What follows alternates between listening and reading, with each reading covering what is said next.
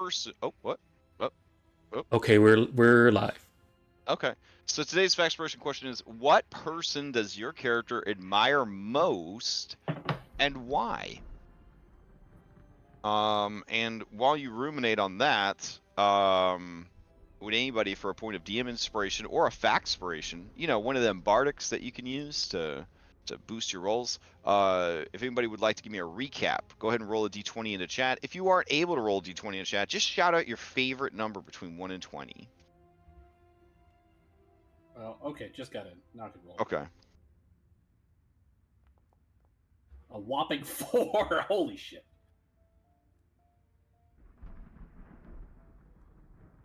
Going once, going twice.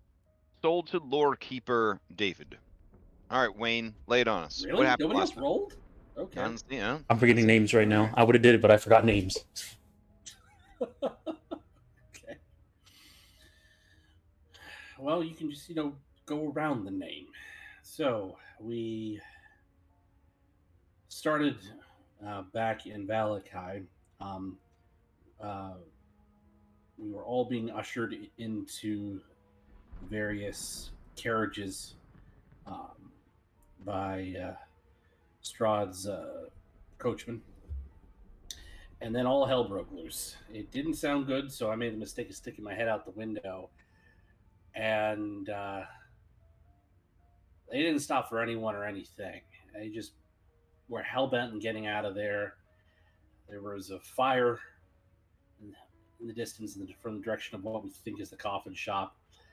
And didn't matter who you were, guard, innocent bystander, you just mowed down if you were in the way. Haltington could not halt us. And it was hours of hard riding, and it was probably even harder in our carriage. The coachman, Rahadin, I believe, there was just an aura about him, just malevolence and just screaming.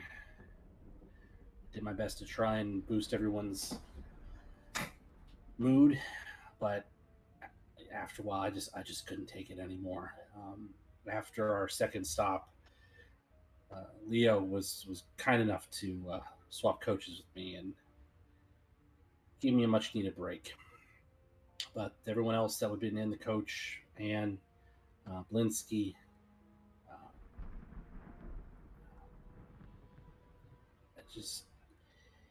it wasn't good. But we eventually got to Castle Ravenloft in one piece. It was late by everyone's standards there. We were getting there in the wee hours in the morning.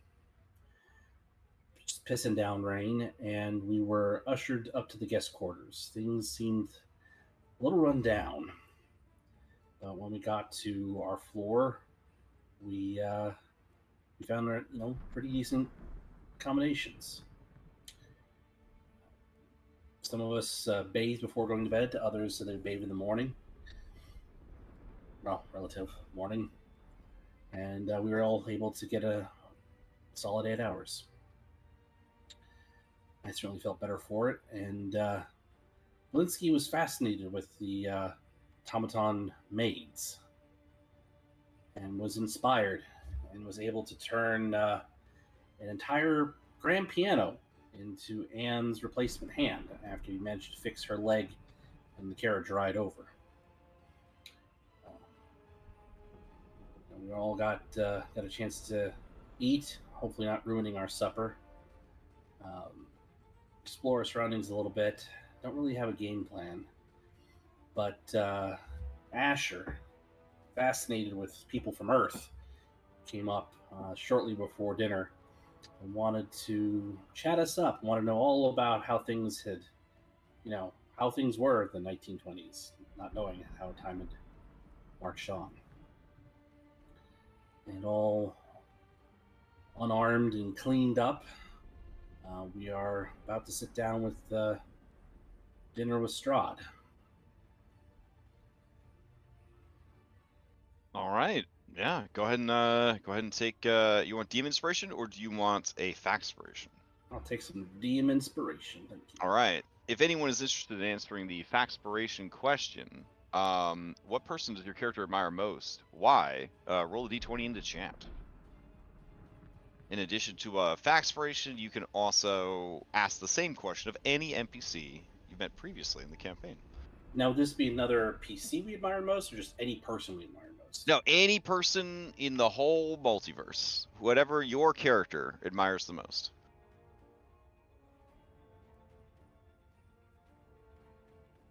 Yeah, it's kind of a big question, especially for an isekai, a modern Earth isekai character, because you do have quite a wide roster of NPCs that you know of when you think about, all of the NPCs you know IRL. So, all right, if no one's interested in answering the question, that's okay too.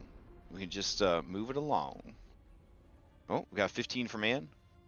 Going once, going twice. All right, sold to Ann. Ann.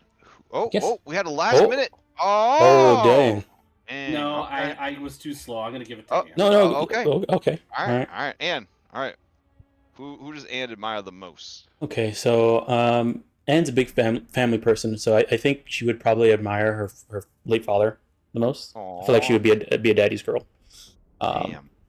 But mainly because he was the one who kind of got her into athletic stuff when she was a kind of a rowdy, bad girl growing up, and got her, focused her, yeah, so that she can do something. So it hurt a lot when she lost her father.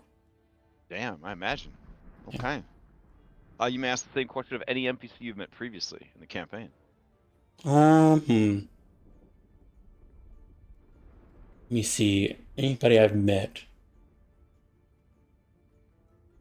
You know what? Let's go with let's learn a little bit about Leo. Oh man, wow. Okay, I was not expecting that of all people. Wow. I think you a lot of people had ideas about who you might be I don't want to asking. metagame. All right. Oh, that's fair. Oh, you don't want the knowledge because then you might be tempted to use it during dinner. Okay, I got you. All right. Man, who does Leo admire the most? Oh man. Okay. You know what? He admires Daniel Craig the most. Yep. Okay. The guy's handsome, he's talented. He hasn't had any scandals come out against him. He played James Bond respectfully. Now he's got, well, I guess I don't think Glass Onion would have been out when these guys got maybe Glass Onion came out. I don't know. Yeah, Knives Out probably would have been out. Glass Onion probably Knives Out not. was out. Yeah. So like he's got range. Like I think he admires that quite a bit. A guy that is so comfortable with being, who he is and his masculinity and everything else that he could be so much more than that without any fear, like I think he admires that a lot. Okay. So yeah, sorry, Jason, he admires you but not as much as Daniel Craig, so yeah, just throwing it out there. You weren't James Bond. Yeah, you're a cool guy. You're definitely one of the people he admires, but admires the most, yeah, that's a big question. All right, with that out of the way, let me apply a factspiration to Anne. And let's get down to dinner. Okay. So we'll fade this out. And then let's scroll back to last week's mix. Oh, yes. Dining with Fatal Vampire, the soundtrack. Okay. Is that a typo? Was it supposed to be friendly vampire? No, it Oh. yeah. It's even got a wine glass and a dead rose emoji next to it. Emo kids are the best. All right. So everybody is sitting down for dinner, and you hear Storm rumbling outside. If you don't like the storm, or the storm is putting you to sleep, like it was doing for me, you can lower the volume on the volume tab. That is where you get sound effects from. So some of these maps have sound effects built in, and that's where you get that taken care of. All right.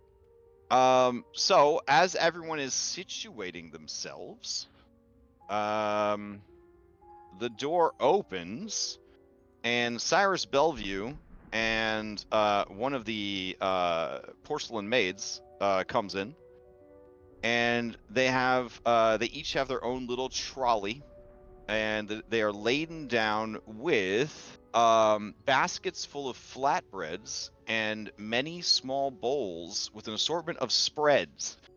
So soft cheeses, pâtés, and what looks like and smells like caviar.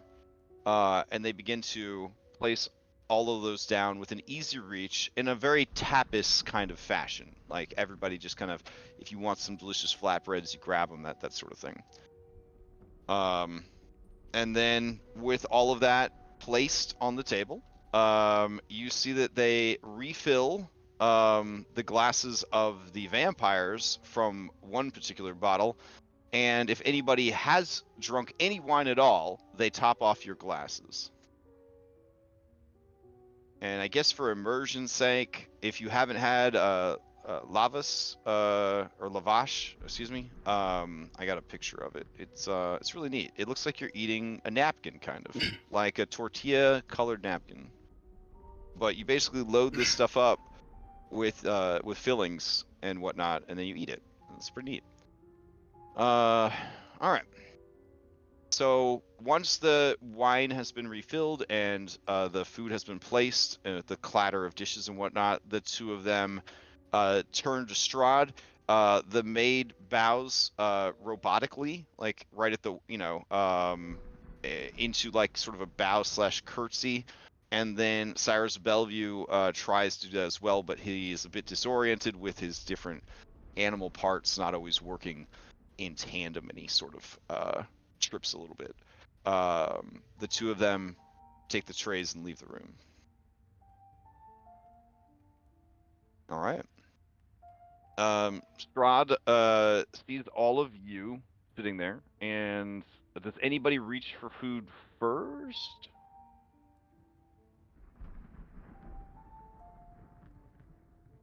Like, is there anybody that's just like, food, and they start eating? I mean, I would assume Gadolf. Robin is Yeah. Robin is watching all the other vampires at the table. Okay.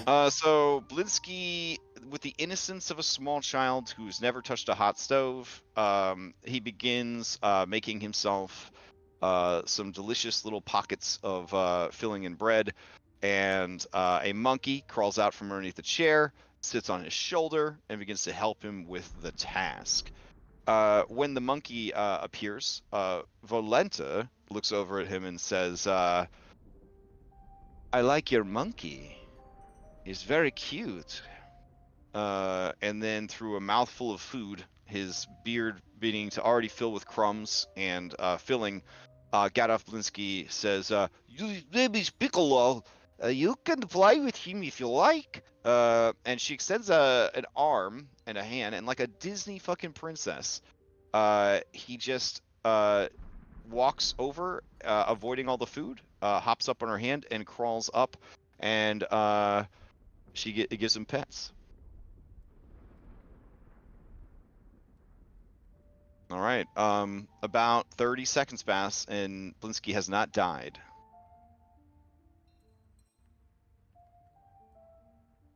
So, Lydia Petrovna begins eating as well. All right. Followed by Victor, who isn't a huge eater to begin with, but yeah. And then Parpel, seeing that nice lady Lydia Petrovna is eating, he will start eating as well, because he's a hungry boy. He burned about 10,000 calories a day existing. Anne, up there at 50,000 calories a day. Definitely, she's starting now too. Okay. Yeah, Robin would start in as well. So you do see that the three, yes, that's how many vampires at the table. You see the 3 vampires at the table do make a small effort of eating, but they don't like they're not chowing down. Do you know what I'm saying? But like they take like a taste of the food. There's got to be some kind of blood content in caviar, right? Oh yeah. Yeah. But D&D vampires, their whole mythology and stuff is pretty wild. And like their relationship with feeding and stuff like that. So Strahd is watching you guys eat, and he seems to have a very content smile on his face, very similar to this character art. And he says, "Please eat your fill, but understand there are 4 more courses to come. This is a mere appetizer to get things started. And I understand you had a bit to eat before joining us. I hope you have left room for some very delicious course."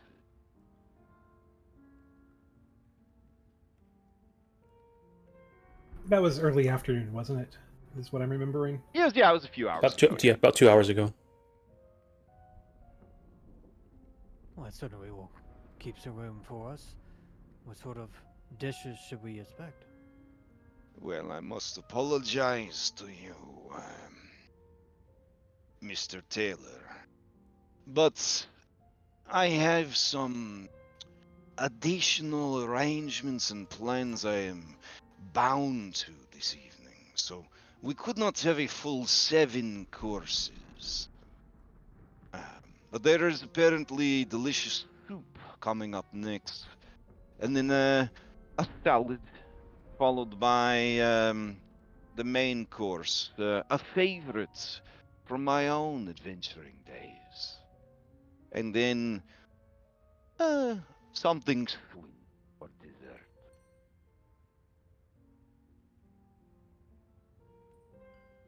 It sounds like it'd be an enjoyable meal. I certainly hope so. Ah, oh, the time draws late. No, there is still a bit of time left. You don't know how he knows or what, if he's looking at an invisible clock or something like that. But he turns his attention back to all of you guys, and he says, I imagine that finding food comparable to the world whence you came has been very difficult here.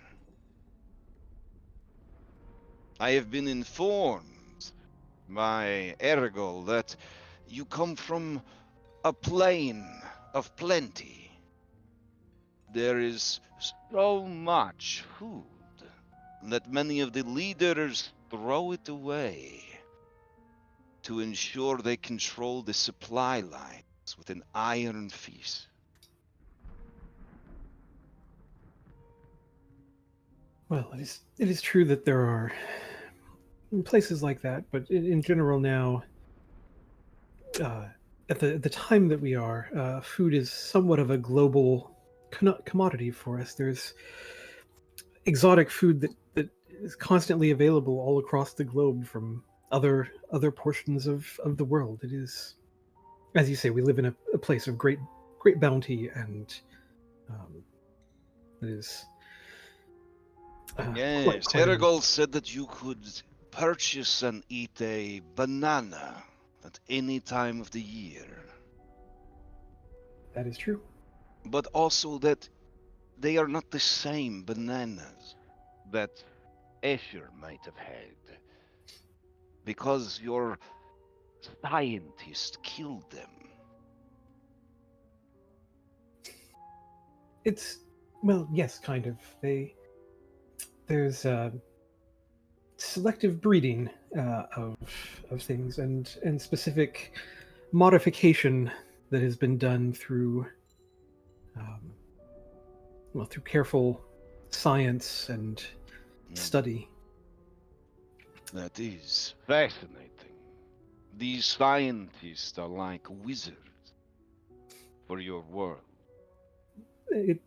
It's true. We have a famous author in our world who says that when science is sufficiently advanced, it's almost indistinguishable from magic.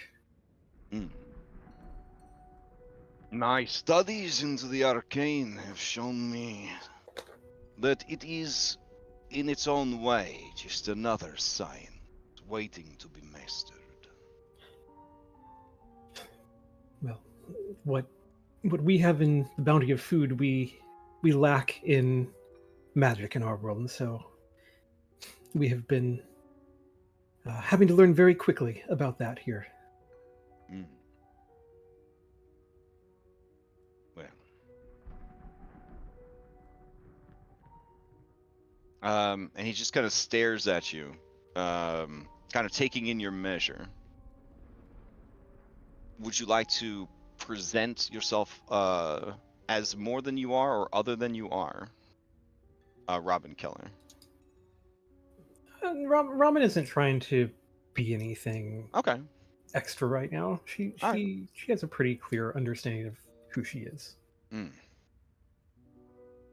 Okay.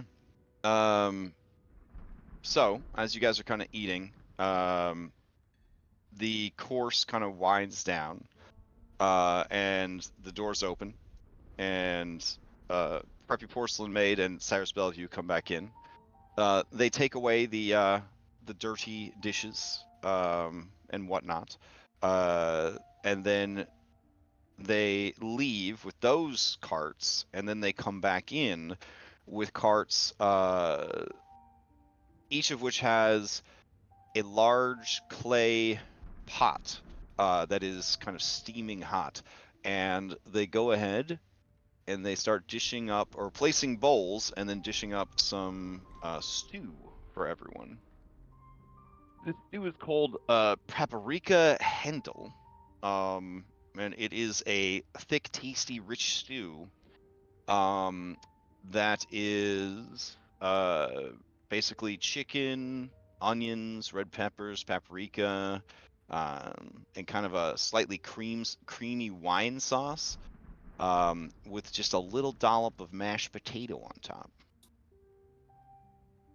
And these aren't like huge servings. This is like fancy restaurant servings. You know what I'm saying? Because they don't want you to get full up on one plate. This ain't like going to fucking Applebee's and they bring you out like 3 people's worth of food. So.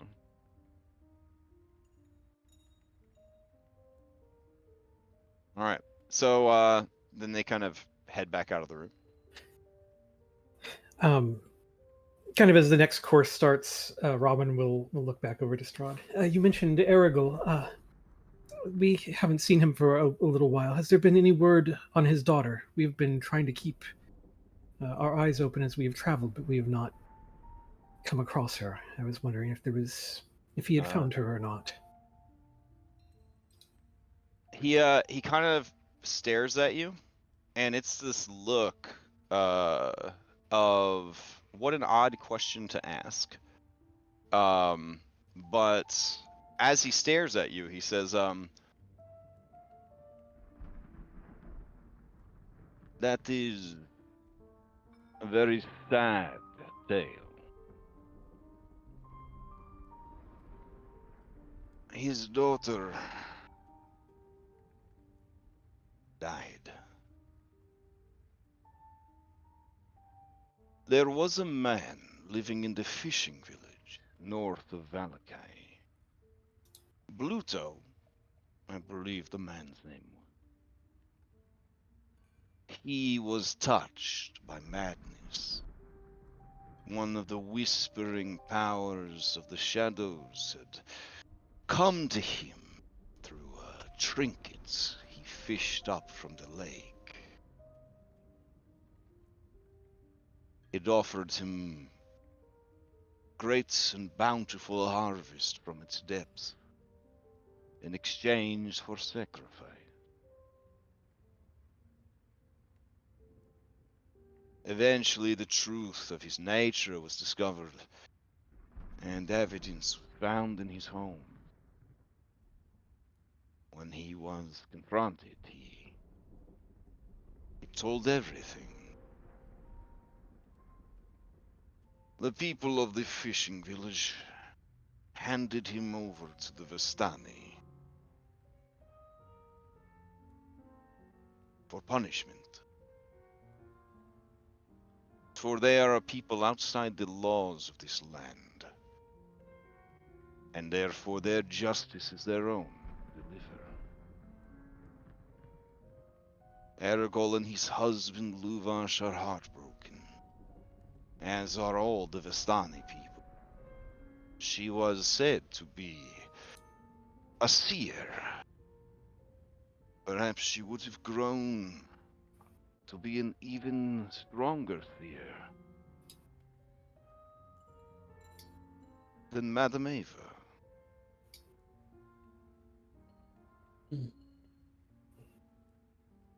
Throughout this, Robin has just gotten kind of like a sad, concerned look on her face.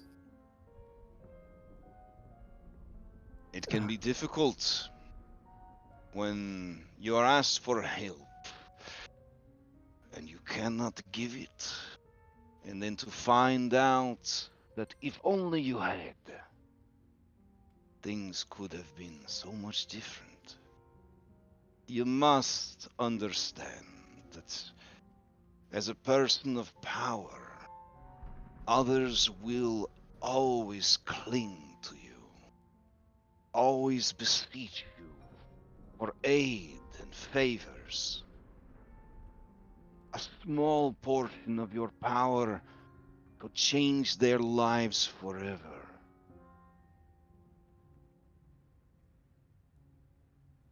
It is a heavy burden to bear.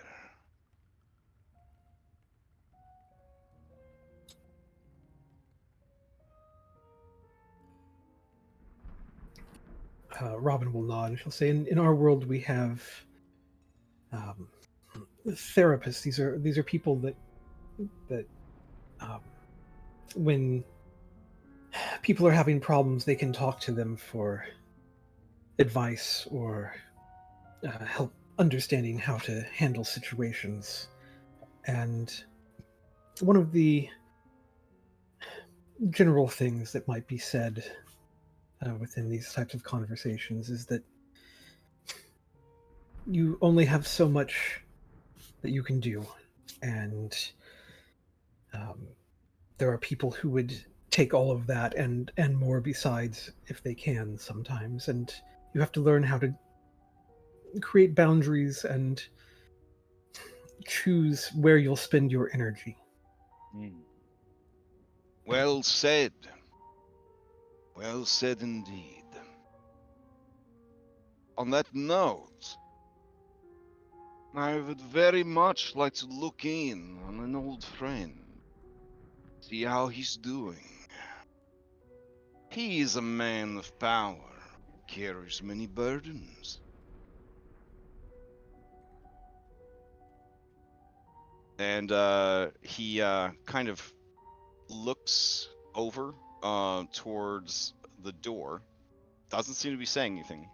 The door opens and Cyrus Bellevue comes rushing in, and he has what looks like a like an old timey like Mary Poppins style like carpet bag, but it kind of looks like a bowling bag, that you put your bowling ball in. And he shuffles and limps and hunches his way over, and he opens the bag reverently, and Strahd takes from it a like a crystal ball, like an old timey crystal ball. He nods his thanks to Bellevue, who demurely kind of lowers his head in his eyes, closes the bag, and shuffles back to this back corner. And then he takes the sphere of glass or crystal, and he opens his hand. It floats out of his hands, and then it sort of floats above the table. It begins to glow, and smoke swirls inside of it. Anybody that's seen Disney's Haunted Mansion, they know what's going on. And light begins to shine from within, and like a Star Wars hologram, images inside begin to project and form above the crystal ball, like little action figure sized holograms right there on the table. you see the town of Valakai, and you see rain kind of drizzling down, almost making like a static curtain about things. And you see the town square as this camera essentially kind of like gets closer and closer, and it is packed with people. They're milling about. They're gathered around a large effigy of the sun that seems to be woven together from many bundles of sticks. The mayor is trying to light it ablaze, but the rain is coming down hard. The winds are howling. And with his shaky hands, he cannot seem to get the torch lit or keep it lit. Lydia gasps, recognizing him, but Victor grabs her arm by like the forearm and the wrist, and he holds her tight in her chair. The mayor is getting increasingly frustrated. And then there is movement in the crowd. And then with kind of a twist of his finger, you guys suddenly hear sound. And the Baron shouts out, "Who? Who just left? Who?" And he wild-eyed stares around the crowd. "You think this is funny? You would laugh at a man who's given everything for you. Everything he has! Who's lost his son and his wife? Who's given up everything for you? You would laugh at me?" And then you see, pushed out from the crowd is just a random-ass guy. And he looks around and he is terrified. And he says, "Baron Vergis, I meant nothing by it. I'm just so nervous, and it is cold and wet, and I mean, you keep trying, and it is just, I just laugh when I'm nervous." And the Baron says, "You laugh, so you admit it. You laugh when your leader is filled with sorrow, but still tries to bring you joy. When all is not well within his house, but he still tries to make all well within yours." And the man's like looking around, and he is fucking terrified. As he goes to run, Isaac Strasny is there, and he runs right into him, falls down in a puddle on the ground.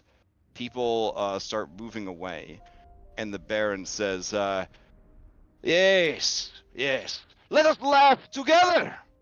It is a festival after all. Let us laugh and make merry." He looks to Isaac and he says, "I will take him for a ride." And Isaac nods stoically, and he picks the man up with his giant demon gorilla arm, and he drags him over to the Baron's horse. And they tie him to the horse. The Baron mounts up, and he just begins to ride in circles around the square. He shouts at people, "Do not look away! Look upon this man, and see what happens when you laugh! When you make light of my sacrifices! Too long have I coddled you. Too long have I put up with your simpering ways. No, no longer! All will be well, because I say it will." The man is screaming. His body is being destroyed as it is dragged across the wet, rain-slick cobblestones as they cut his flesh and break his bones. He sobs. He laughs, because he laughs when he's nervous. He cries. Some people rush forward to help him, and the Baron says, "Touch him, and you die!" and many of the guards ready their weapons. At this point, you hear the man letting out one last plaintive cry as he is just dying from this horrible torture. You hear a person cry out from the crowd, "Enough's enough! It's time we put this despot where he belongs!" And then a lot of people begin to kind of say, "Yeah! Yeah!" And the next thing you know, all at once, all of the little action figures on the table are just killing each other. It is just a all-out Civil War rampage. The three vampires and Piccolo watch with great interest. Lydia Petrovna watches stricken, her eyes wide, streaming tears. Her lip bit so hard that the lower lip is just bleeding down her chin. You see more blood from her wrist, where Victor is squeezing it so hard that his fingernails have punctured the flesh. Blinsky seems confused, horrified, and fascinated by what he is seeing. Irenia is openly horrified. Parpel is confused about how these small people got on the table. Robin is watching Strahd. Strahd is watching very much like his character art.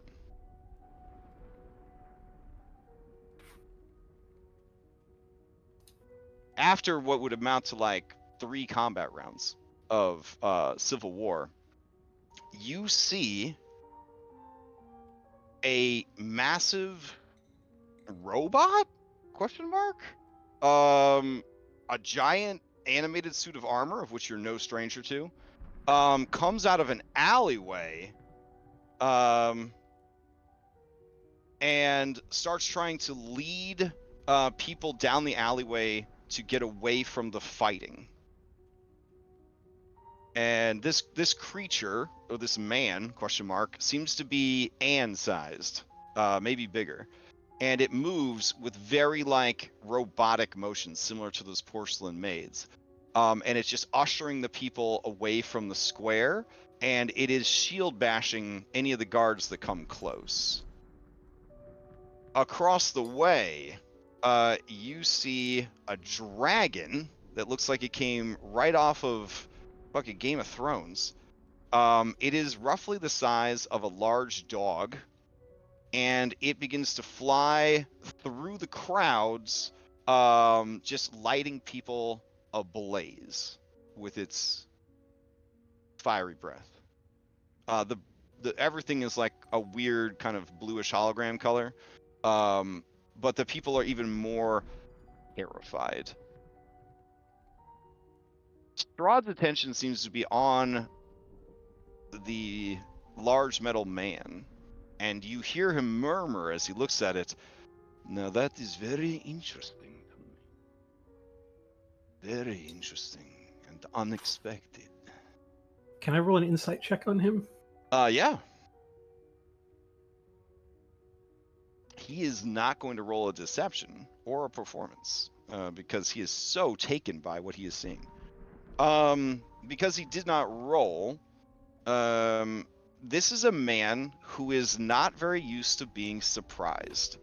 And the presence of this, of all the things that are happening right now, the only thing he did not expect was this weird robot.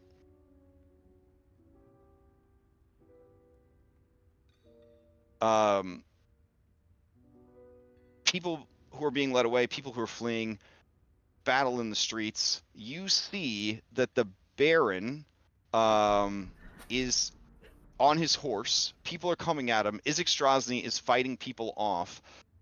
You see a man up here, and he has a massive Final Fantasy-esque greatsword, and he unsheaths it, and he runs towards Izek, and they start having this like badass fight in the streets. As the mayor tries to flee, he doesn't make it very far before the horse seems to have its legs taken out from under it and spills him into the crowd, wherein you lose sight of him. Does Strahd, when he is surprised by the suit of armor, Mm-hmm. does he seem pleased to be surprised? Like, is Yes. it that sort of emotion? Okay. It is like a person that is so bored and finally something interesting happened. As the robot kind of disappears from sight, he moves his finger again, ever so slightly, and the camera, as it were, follows the robot. It seems to be leading people towards the church. Father Lucian is standing at the doors to the church. The church doors are wide open. He sees these refugees coming. He ushers them all into the church. As they are kind of pouring inside, he looks to the large metal man, and the metal man turns his back on the father and then squares up to sort of block the front doors with its body, and after pushing them closed in Father Lucian's face, the camera flies through the door and into the church, where you see Father Lucian praying over the people, trying to gather them together. Women, children, men, everyone's terrified. Many of them are injured. Some of them are badly burned from dragon fire. All of them are almost out of their minds with the fear and the trauma that they have seen and endured. And that is when the camera starts to slowly pan, showing their scared faces, their injuries, and then you see crawling on the windows outside the forms of humans who crawl upon the stone and glass as if they were spiders. And then the image fades.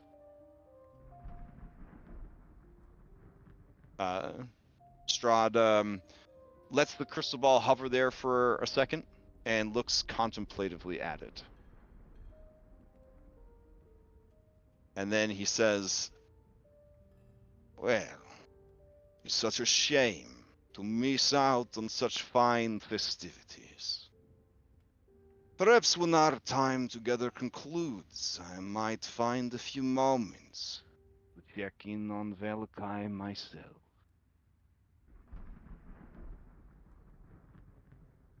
And he motions ever so slightly with his hand. The crystal ball returns. Bellevue runs up with the bag, put the crystal in the bag. Bellevue shuffles out of the room. And as he's heading out, Strahd says, "Just bring the salad in now, Bellevue." And he nods.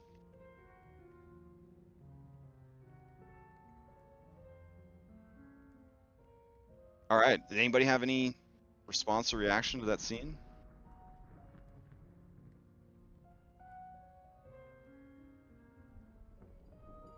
It's much more vivid compared to what Wamidia said was going to happen. He looks confused at you.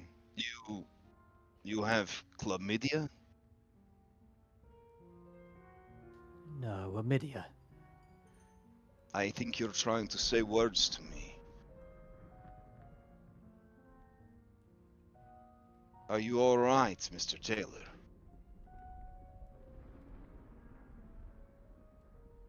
Maybe I'm just a bit confused. Escher stage whispers to you, "Ludmila." Ah, Wamidia. Ah, Ludmila. Yes. He was helping the people of Valakai get out from underneath the iron fist of the tyrannical ruler. A pet project of hers. I try very hard to encourage my spouses to pursue their passions. No, so it was her passion. She made it sound it was yours.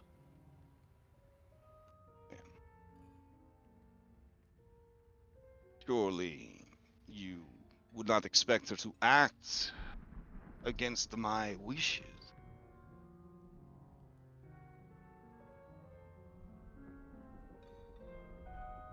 I do not know. I haven't interacted much with your wives.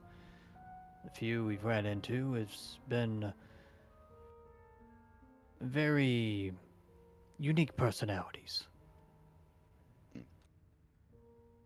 They are the most beautiful and interesting creatures I have had the privilege to meet. Was the tragedy of the burgomaster also of Anastasia's will? What do you mean? When we ran into her in Barovia, she seemed very Ah. agitated. As you're saying that, Cyrus sets a plate of vinaigrette down for you. It's the salad course.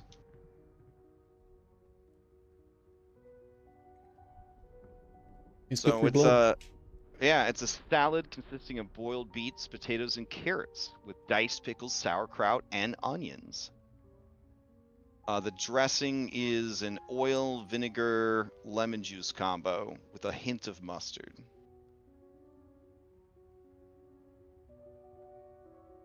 There is a side of black bread to go with it. He says, if you're speaking of the death of the burgomaster Kolyan Endorovich, that is an unfortunate tragedy. And he looks over from you to Irenia when he says that, and kind of locking eyes with her, he says,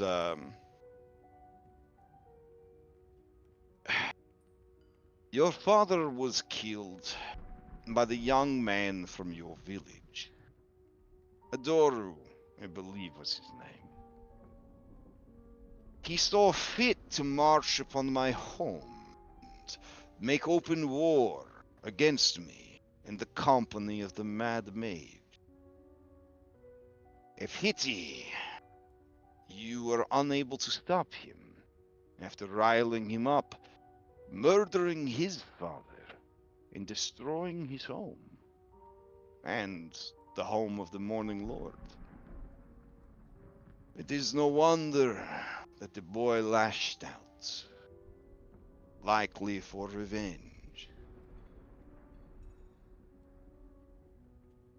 I know if anyone had killed my father, I would not have suffered them to live for long.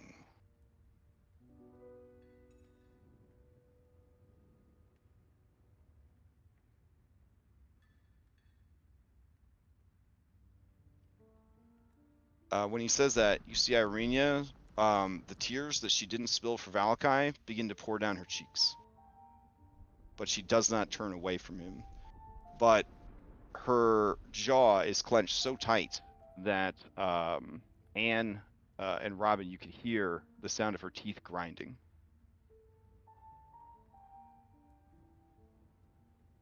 Hopefully, she has been practicing how to say things to Strahd. But do not worry. Do not worry.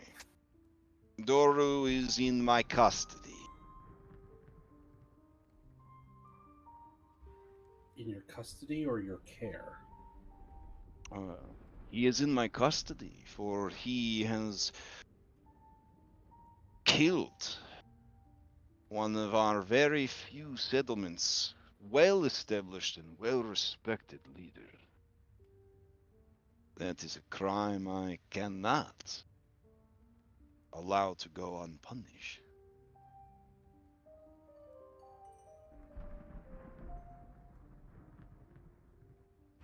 And may I be so bold as to how justice will be met out? I will show you, Wayne Larson.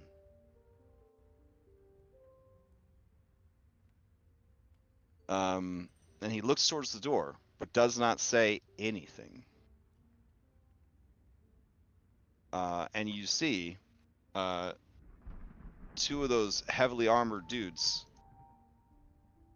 come into the room, and between them, wrapped up in what looks like a braided silver rope, is Doru.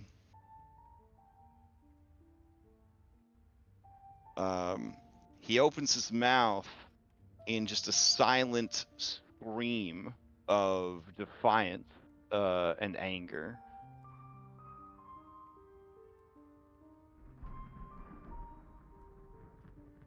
And then he looks to you, Wayne, and he says, how should he be punished, Wayne Larson?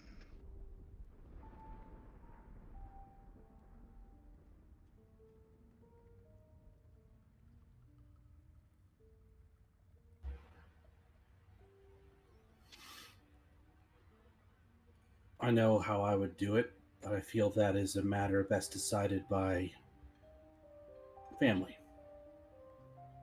of the murdered. If she's willing and able. When you say that, her eyes turn from Doru to you in this sort of like betrayed, how could you put this on me, Wayne? How could you do this to me? Strahd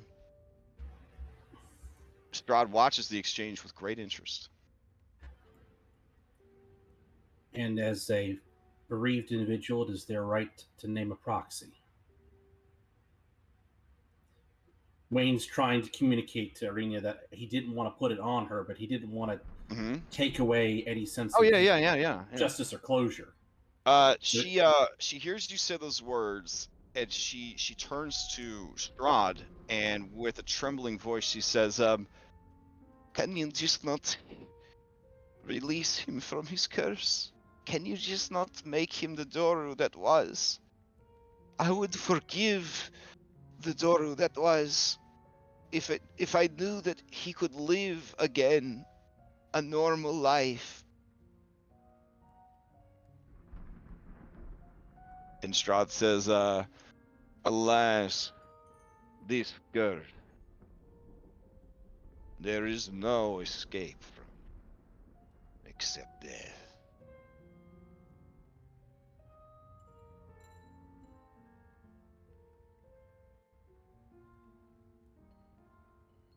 Then with a trembling voice, she says, "Then kill him, but please,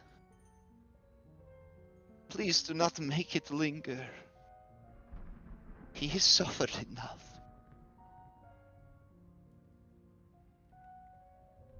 And when Strahd looks at her when she says that, his face, for just a moment, betrays something that maybe an insight check could reveal.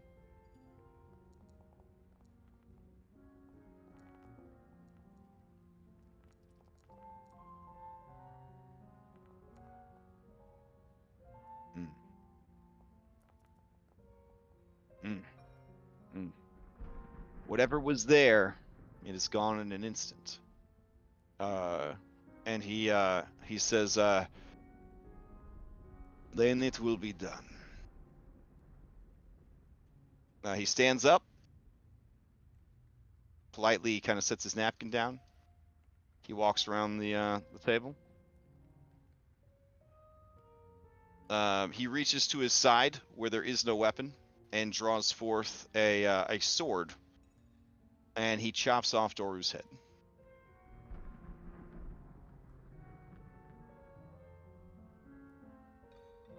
And then he turns to the two veterans and says, "Burn the body."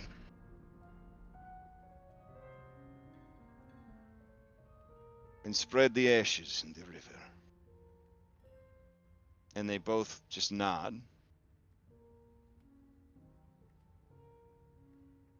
He turns to Irina and he says, "Lady Irina Kuliana,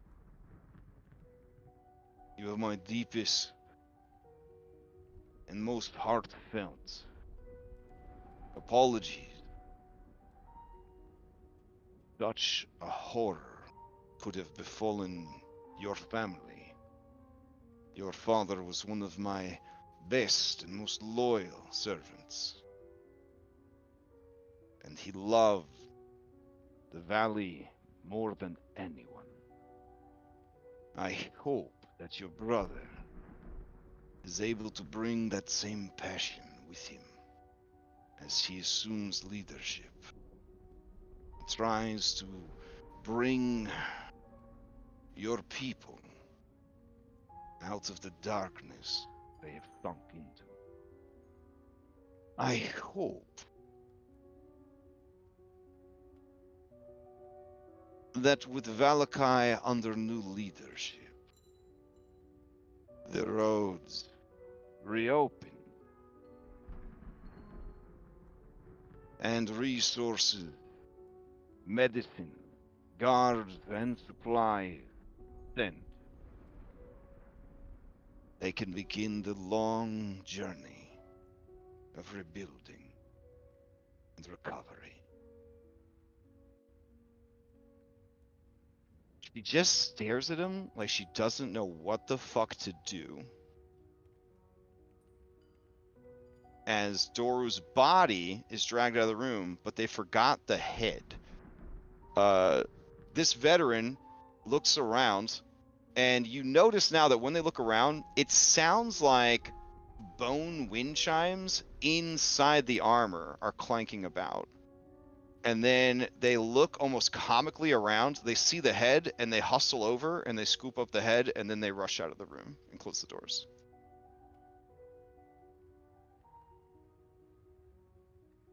And then Strahd seems to be waiting for something from Irenia.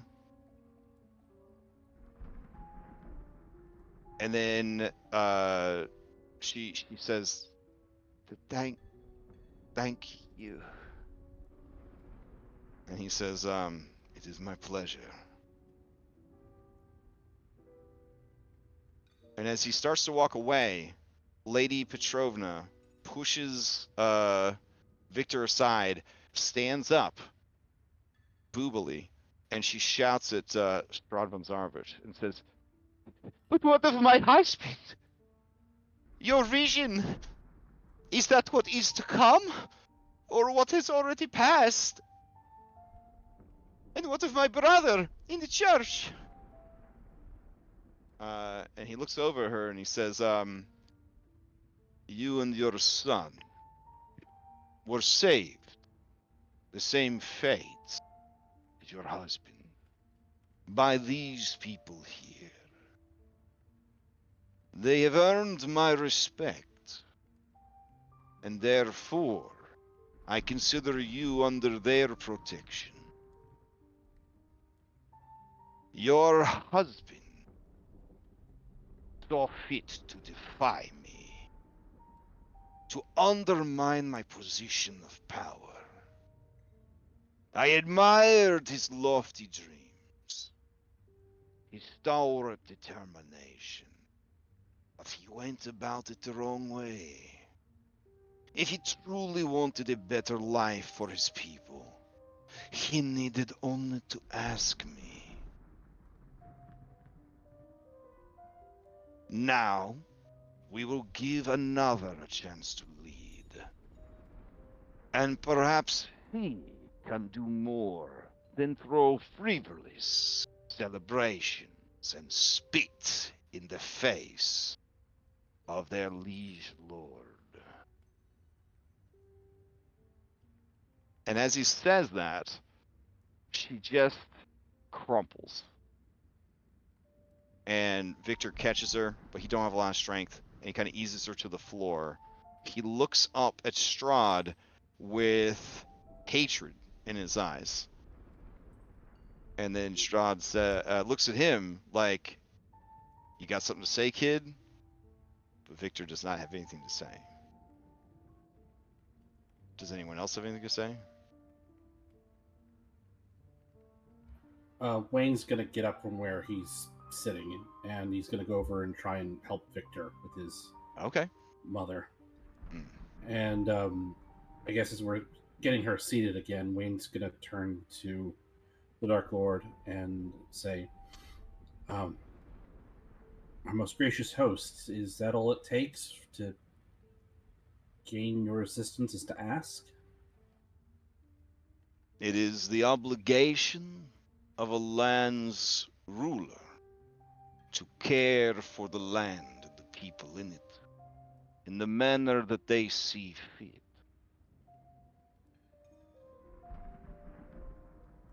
But I am not a god, Wayne Larson. I cannot know everything. Least of all the thoughts and dreams of every vassal within my kingdom. The only way to begin is through communication. Okay, then. I mean no disrespect when I say this. I was not implying that you are Then perhaps if you mean all-knowing. no disrespect, you will allow everyone to get back in their seats and enjoy the main course, during which we can continue this conversation. My apologies. I'll take my seat. And Wayne goes and sits back down. All right. Everybody gets back in their seats. Bellevue comes back in. They clear the plates. Did anybody try the salad? I mean, it looks pretty And- exciting. I don't know, David. Anne's been eating this entire time. Yeah. Okay. Taylor's been nibbling on. Yeah, might as well Okay. eat it while it's You here. doing it like Mandalorian style, where you're just kind of Yeah, like, yeah. okay, Like move the mask up a little bit, take Yeah, a yeah, bite, yeah. move it back. Okay. Robin This does is not the like way. beets, but she would still try the salad. Okay. Yeah. Wayne couldn't bring himself to eat after witnessing the slaughter. Yeah. And the hologram. All right. So for the main course, they're serving, I believe it's pronounced mizadi, with assorted vegetables, and this is a pretty cool meal actually. It is, it's basically like a skewered shish kebab, but like kind of fancy. And the meat seems to be sort of a trifecta of ground pork balls, not the balls of the pig, but ground pork made into balls, chunks of mutton, and thin slices of veal, marinated in some kind of lemon pomegranate sauce, seasoned with tarragon, salt, pepper, and chopped onions, and then it is served with a plum sauce, and then just a platter of assorted fruits and vegetables, including but not limited to raw onion rings, sliced tomatoes, and pomegranate seeds. And Strahd says, this dish was one of my favorites when I was a soldier.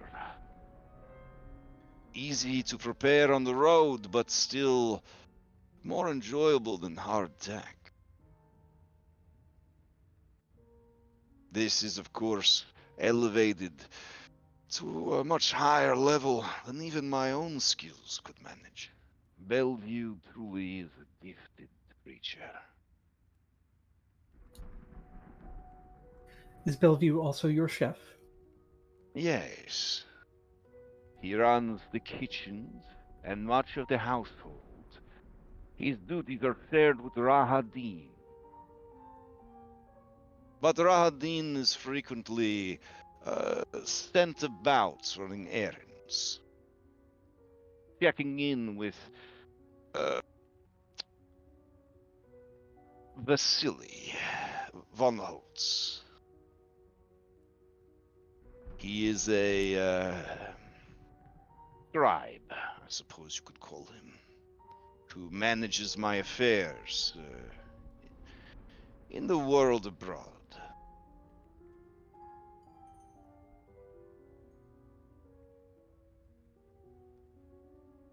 Speaking of the world of abroad, when we were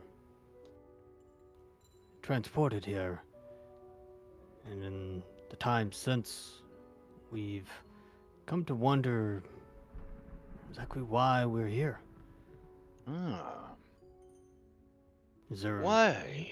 a You are task here. that you're thinking that needs to be done? Why us? Well, I don't know if you are aware of my unique situation here. The nature of this realm. It is, by all accounts, a prison. And for a man with appetites as large as I used to have, it was stiflingly small. And I have played games of expansionism. I have gone to war with rival lords. I have loved and lost, and loved and lost again. And I have explored the boundaries of the arcane. I have dipped my toes into religion and science. I have mastered swordplay, music, writing. But I grow bored.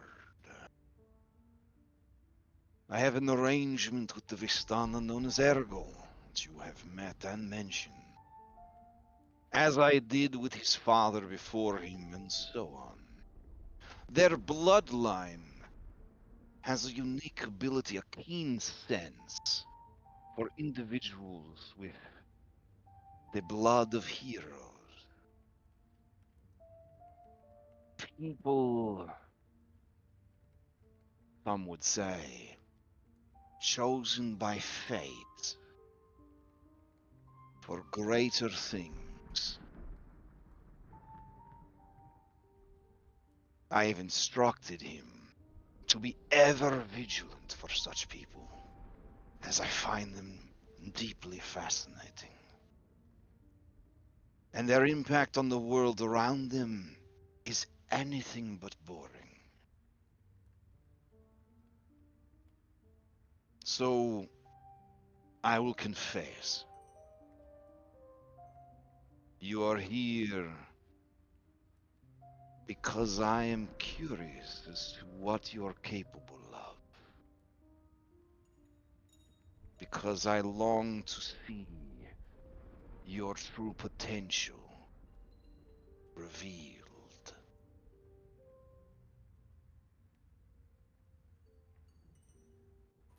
Now, such Jason, with as your current situation, this is like your dopamine centers are going nuts. This guy, he wants to see your true potential. Holy shit. Yeah. so such as breaking down the walls of a prison?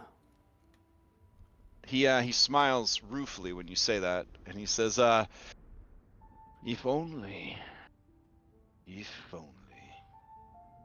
Wouldn't that be the greatest trick of them all?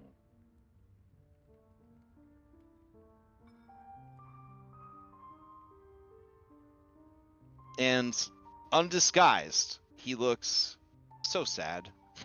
Like, so fucking sad. Like the meme of, what is Joaquin Phoenix, where he's like super sad, and he's in 4 different panels looking super sad. Like, that's how fucking sad he looks.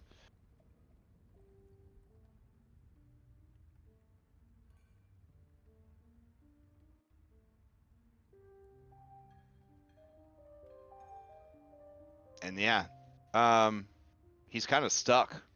So then Asher says, so Wayne Larson, I hear you're an actor. How's that going? And he stares at you. And him beautiful.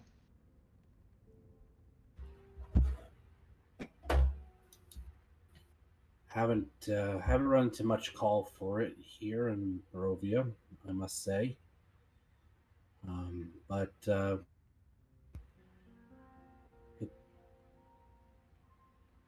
been a while. Trying to find out my breakout role. Still working on that, though. Your breakout role. Yeah. Hmm. Mostly was, TV commercials, small things. Done my fair share of theater, but nothing substantial. Actually, I was hoping that my role had come before we all wound up here together.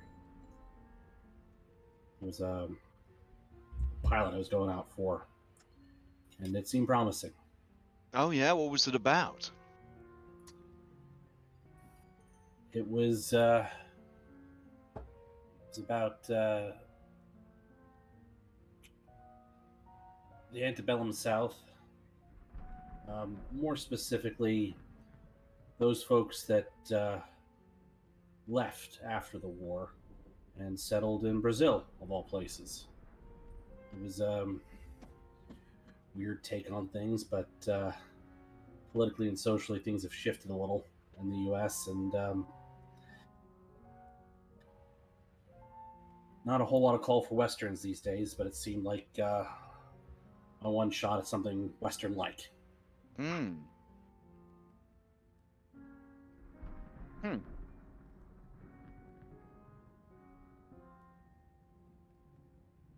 I'm trying to remember the last Western I saw. It had to be Last of the Mohicans. Does that count as a Western? It had Indians in it. It does. I wouldn't necessarily call it a western, but it's certainly an iconic film. And it was beautiful. Yeah. Well. I feel that. Hmm? I was just gonna say I felt the music really tied everything together. Yeah.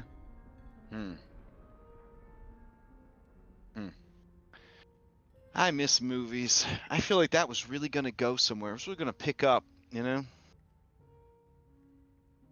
I was thinking about trying to be an actor myself.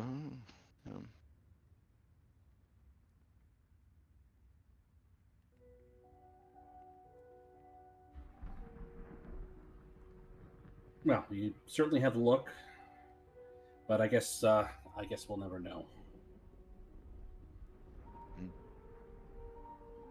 But I'm sure your husband has outlets for you as far as plays and such. Well, Is I don't there know. Now that Valakai is going to be under new management, maybe we could get that theater house built. And he looks over at Strahd, and Strahd says, "You are welcome to meet with Lady Wagner to discuss the possibility.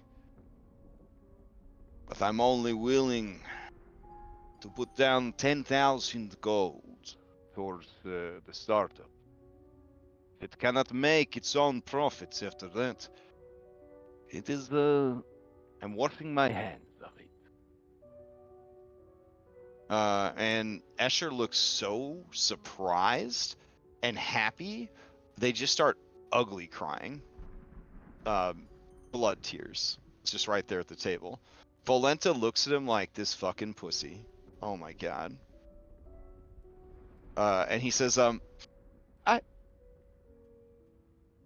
need to be excused. And he gets up and he rushes out of the room.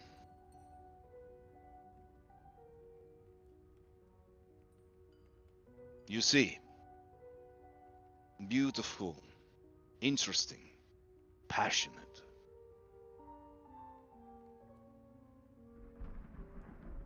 Without passion, there is nothing but an empty darkness. And he stares down at his glass held in his hand, lost in his thoughts.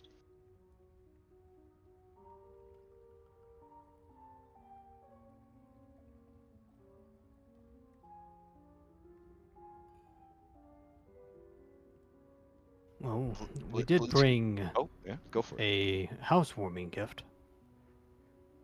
And Jason will pull out the Rubik's Cube. Okay, okay. Strahd will look up from his glass at you and say, "You brought me a gift. That is very kind of you. It was unnecessary. I never expect outsiders to remember or know of our customs. It is very thoughtful of you. What am I looking at? Is this a... Ah.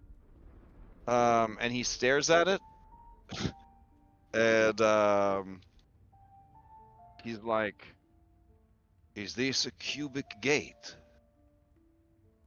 It is certainly a bit gaudy." Not a cubic gate. It is a mechanical device from where we're from to help pass time.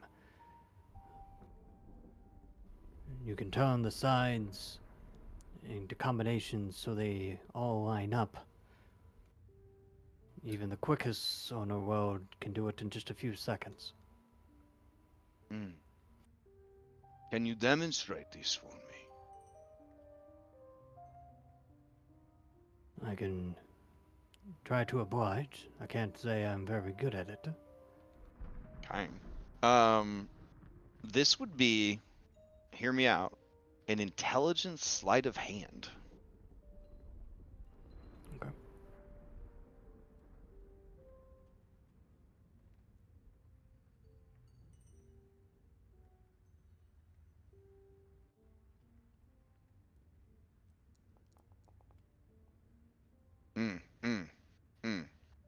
Jason, maybe you've been through a lot tonight. Maybe your mind is addled by magic.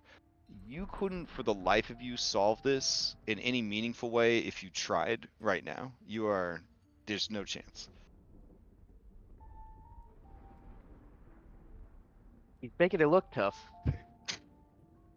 Yeah, he says, "No, you say the greatest minds of your world can solve this in seconds. Yes, with And much it's simply a practice. matter of moving the panels until the colors match up." Indeed. I have not had too much experience with one, but it is something to work on.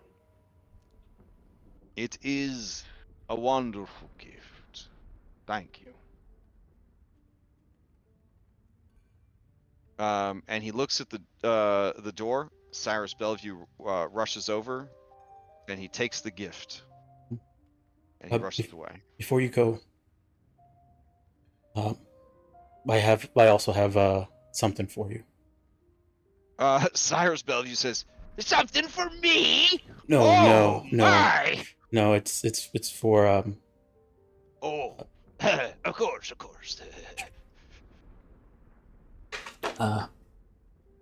we were told that you enjoy reading, and after speaking with Asher before, being that he also came from the same place where we came from, albeit as a earlier time, thought you might want to read a book from our world. Mhm. Oh, is this a Sanderson book? No. I have a large collection of Brandon Sanderson's works, collected for me by Ergol and the Vistani as they traveled the many worlds. Fascinating work. It is like his mind is a window into the multiverse itself. But It I am curious, what book have you for me to read? all right. She goes into her pack and takes out the first Twilight novel. He stares at it. Um, It seems this book is well read and well loved. mhm. And you are willing to part with it, even though it is so precious to you. Yeah. I see that there are two hands gripping a red apple. This is a book about temptation. You can say that. Hmm. He nods, and Cyrus comes over and takes the book, smells it, and then tucks it away and runs away. Not sure what that was about.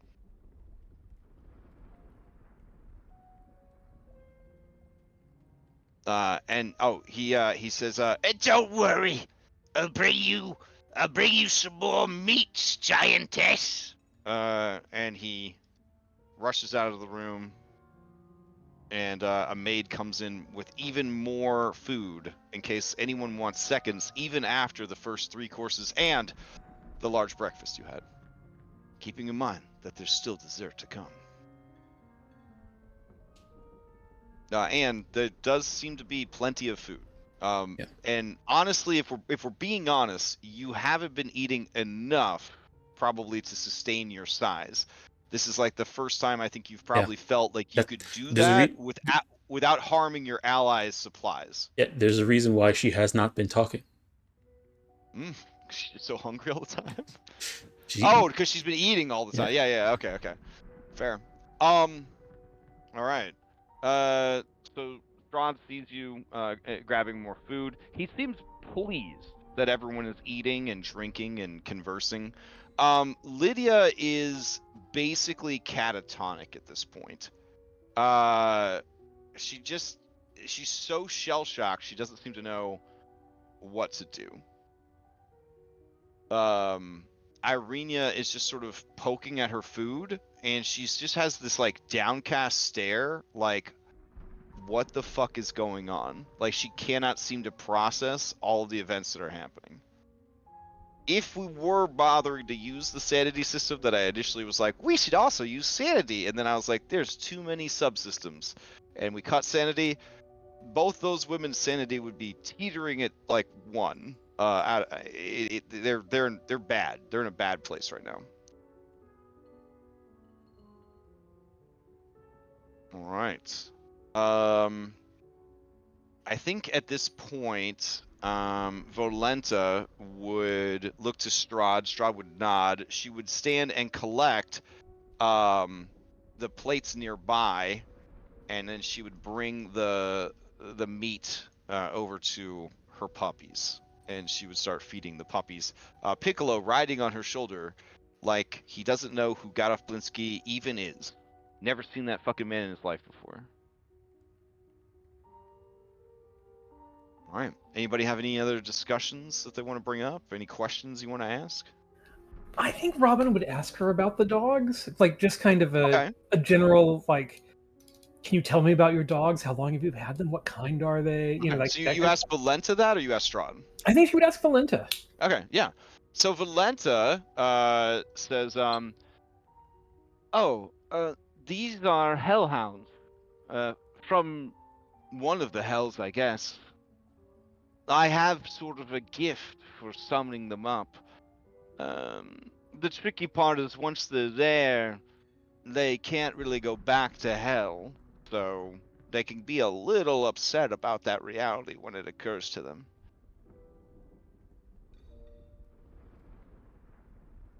And she says, but some of them are just so sweet. You just keep them around, and they're so sweet. And they roll over on their tummies. You see their tummies glowing with like an inner hellfire. She's just giving them scritches. Their drool is coming out. It's sizzling against the marble floor. She says, yeah, Robin would- they breathe fire. They eat souls. They really like meat, though. Very sweet. Robin would ask if they have names. Oh, yes, they do. Yes, they do. This is Cole, and this is Ember.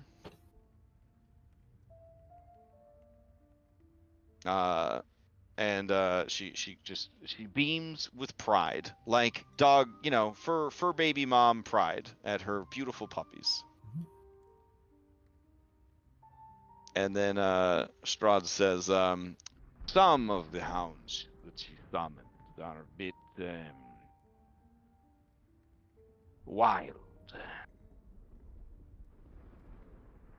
But some are, she says, quite pleasant. Not everything from hell is a demon.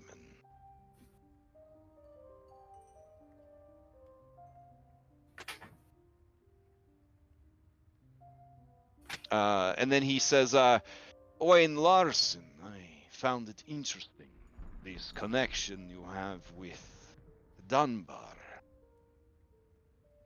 And you hear Dunbar under your chair, who's just been slow crying for food. Have you been slipping him stuff at least during the meal? Or has it just been like the low beagle wine like throughout dinner? It's kind of been the low beagle wine throughout dinner. I've been like trying to scritch and pet under the chair, but it's an awkward angle. Well, But like now that the other and dogs are Piccolo, getting special food, like, yeah, it but like doesn't he and matter. Piccolo like ate so much prior. He's thinking to himself, "Is this healthy?"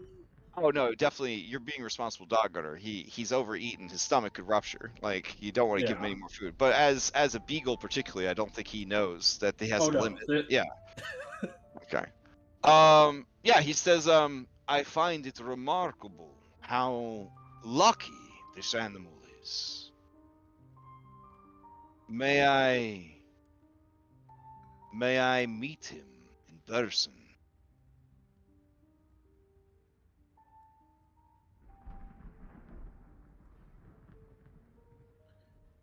Perfect time, Thunder. Yeah. Wayne will pause for a moment, sort of think over the social situation, and he'll, try and coax Dunbar out from underneath his chair, and He says, by your will.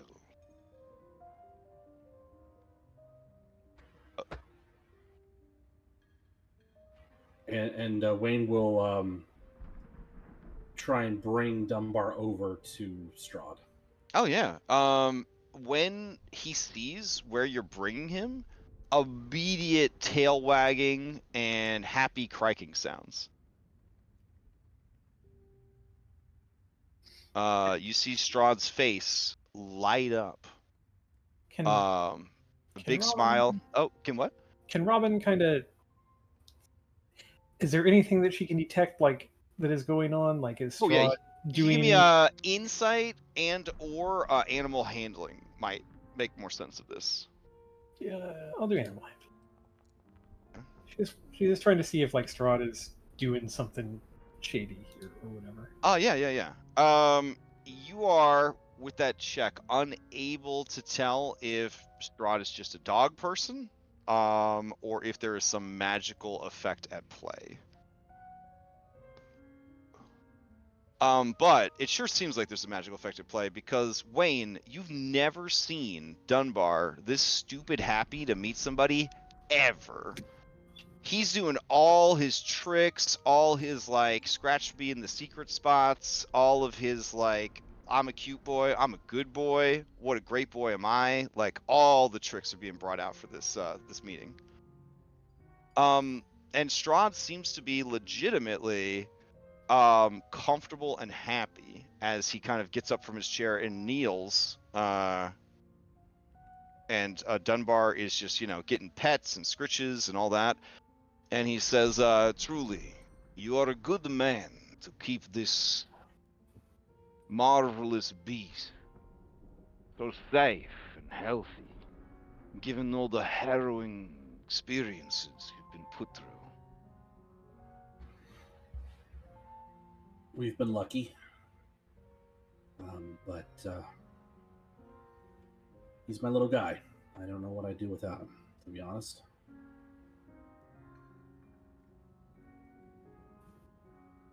He loves you very much, Wayne Larson. He worries about you. Don't you, boy? Don't you? Yes, Dunbar. I worry about him too. And you see Dunbar is like staring at him and kind of making like, beagly sounds at him. And if you didn't know any better, you would swear to God that Strahd Von Zarovich is talking to your dog.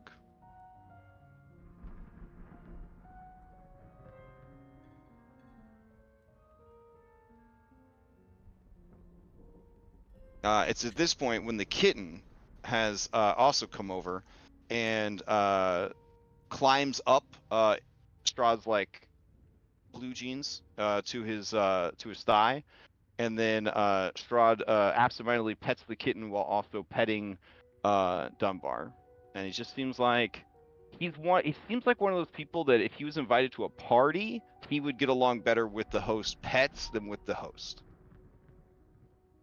One of those like animal introverts, you know what I'm saying? I know exactly what you're saying. Yep. Okay.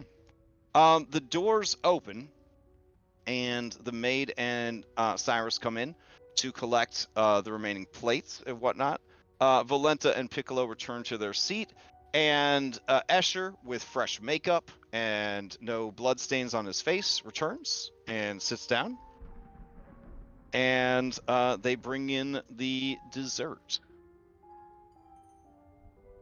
All right. So for dessert, let's see. Oh, okay. I don't 100% know how to pronounce this. Hold on. I mean, I've butchered pretty much everything in this campaign. It is called Petiche Moloko, which let's see, is basically like a fucking marshmallow Boston cream pie. It's so good, guys. Like, it's so good. It is a decadent cake famous for its reversed cake to filling ratio. The thick but exceptionally almost souffle-like layers of silky custard are separated by thin, fluffy, and moist layers of sponge cake, while the whole confection is topped with a rich chocolate ganache glaze. If you haven't had this in real life, and you get a chance to have it in real life, you need to fucking have this in real life.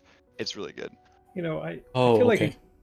like a good DM would have like shipped some of mailed this. mailed you some, yeah, Yeah. and then you hear in the background ding dong. No, I'm definitely so not reinstalling Uber Eats right now. yeah, so he looks a bit disappointed. Strahd does when the plates are set down, and Cyrus Bellevue says, I know you wanted tiramisu, but there was no more lady fingers. And Strahd stoically just nods 2 times, like, goddamn, I have to endure so many hardships.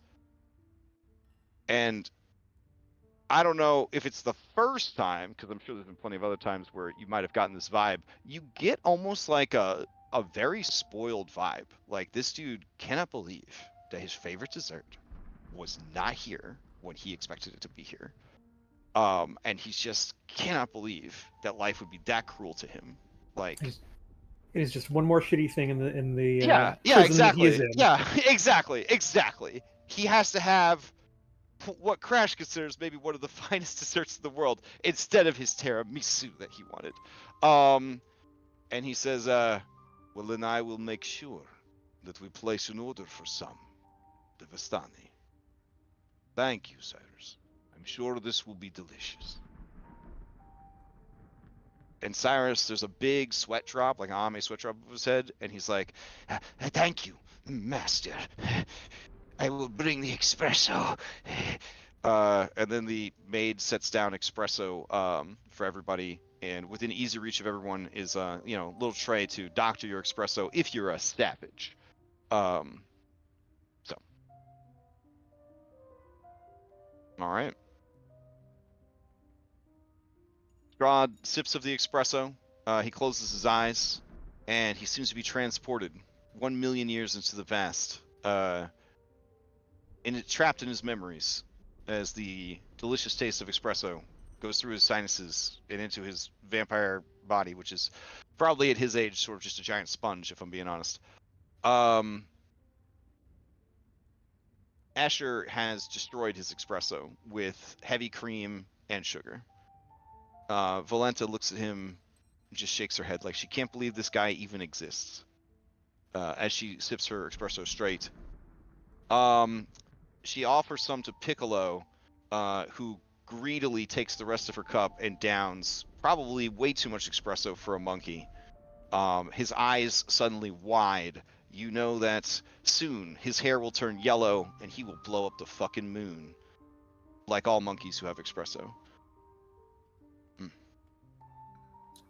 He wears a diaper, right? Yeah, he wears a diaper. Yep. Yeah, he washes it himself. He's a very talented monkey. He doesn't Asher, know how to potty. He's not potty trained, but he does know how to wash his own diaper. Asher, I have to apologize. I think we were speaking of different films. Hmm? It took me a while to place it.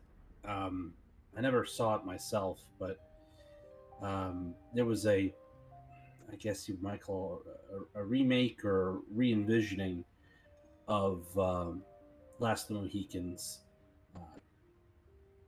closer to the time we all came from. I think the one you're referring to is in the mid-30s. No, I'm talking about The Last of the Mohicans. It had just come out. Directed by Maurice Tournier.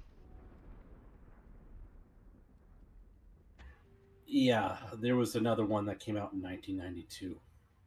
Oh my gosh. Are That was you the one I telling was me referring that? to. Are you telling me the movies ended up just like plays? They ran out of ideas. They just started redoing things over and over again. Yes. I guess that's just sort of a natural progression, though, right? Like life imitates art, art imitates life, art imitates art. So, Escher, something you might be really interested in. Movies, they figured out how to add sound to them. Oh yeah. Like, you could actually hear the people talking. Oh, I had an idea for this. If we recorded it, we could play it on a phonograph while the film is playing. That's kind of how it started. And then they actually figured out how to attach it onto the film itself so that it could play What? as a single, so it was synced completely with the picture. Oh wow, Strahd, why don't we have whatever these things are, these modern movies? Oh, Oh, she was going to say, and they're in color now. oh wow. I have to see one of these. Hmm. Do you know how to make these things? Do we have what you need here in Barovia? If I had a source of electricity, she'll pull out her dead cell phone. And I mean, it's this little thing. Our technology has progressed far enough that this little device can actually do all of that, even without the film. It has very complicated, and she'll look over it. Sort of, again, science almost indistinguishable from magic. That can. It looks like a small scrying glass. It can. There has to be a secondary glass on the other side, but you can use them to speak to each other if you have both connected. Like sending stones. She doesn't necessarily know what that is, but she You're will right. Yeah. nod. Okay. Because it sounds right. Yeah. He says, unfortunately, our forays into technology have been met with very limited success. They don't seem to last very long, cut off from wherever they came from.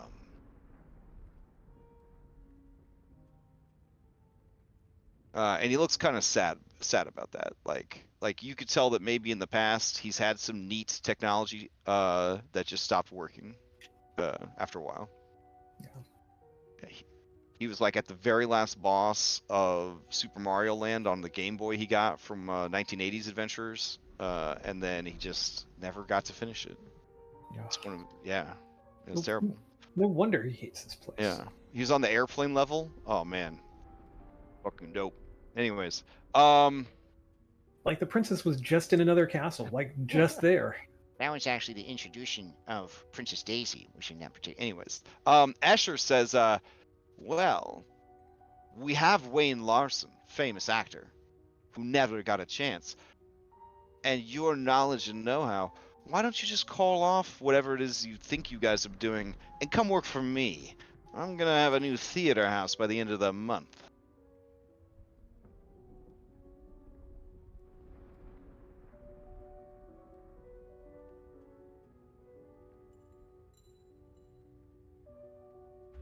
As tempting as that offer might be, I think I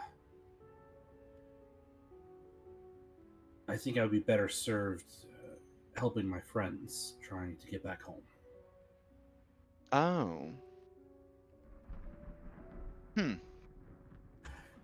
That is not to say that I wouldn't love to come and see the theater, but we have learned to rely on one another, and I feel that one of us stepping away, even for a brief period, would be unfortunate. Valenta says, if you want to leave that bad, why don't you? I'm not saying I want to leave that bad. I'm just saying a number of my companions do wish to return home. I want to help them do that. But you don't, she says, pointing at you. And as she points at you, Piccolo points at you, his whole body trembling from espresso.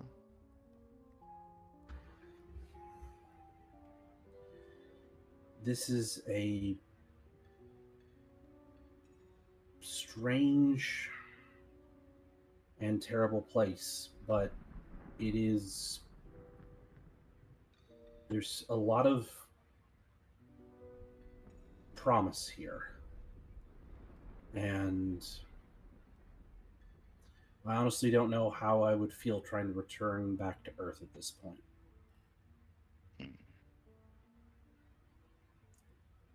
I don't Escher looks at have- you and nods like he understands what you're saying.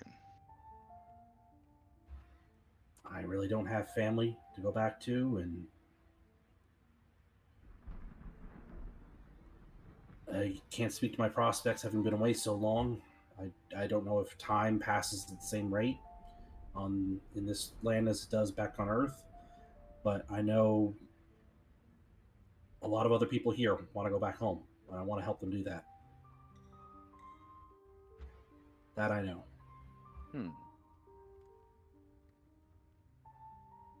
Strahd looks at you and says, you're ever the White Knight, Wayne Larson.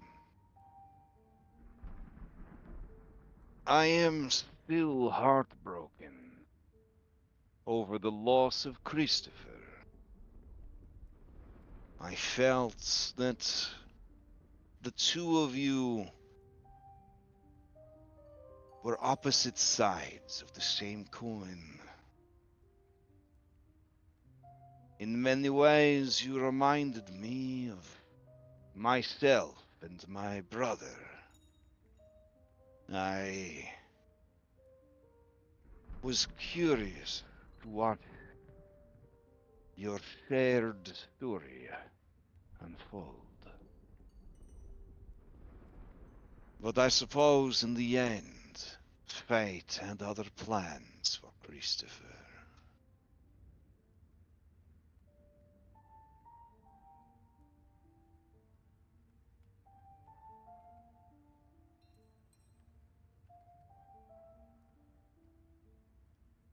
You should be very proud of yourselves.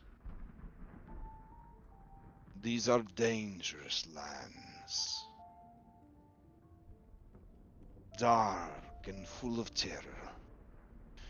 Long have they been absent of heroes to protect them, to guide them, to shield them against the evils that lurk in the night. So many claim to be just that, heroes. But when they are tested, when the blade, freshly forged, is brought to battle, the metal is brittle and snaps.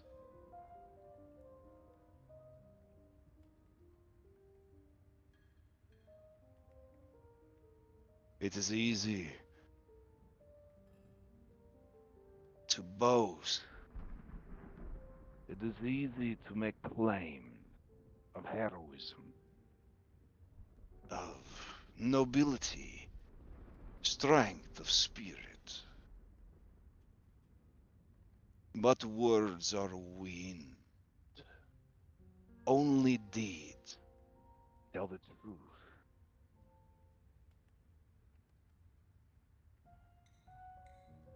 I am eager to see what you do next. All of you.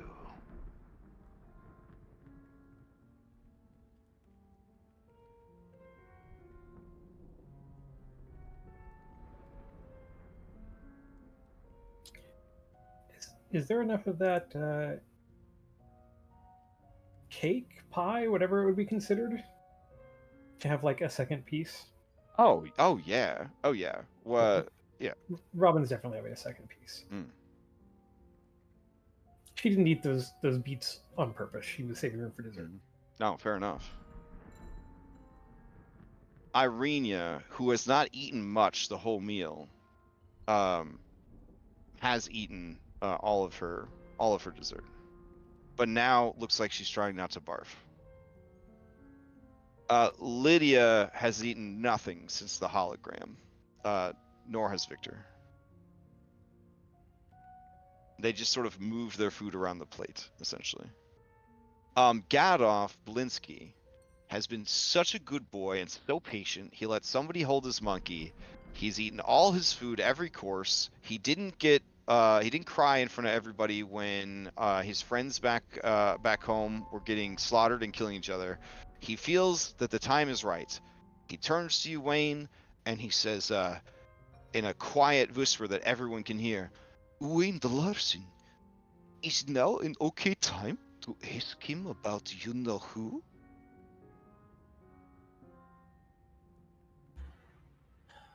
Very respectfully. Okay. Lord Strahd Von Zarovich, it is I, Gadov Blinsky.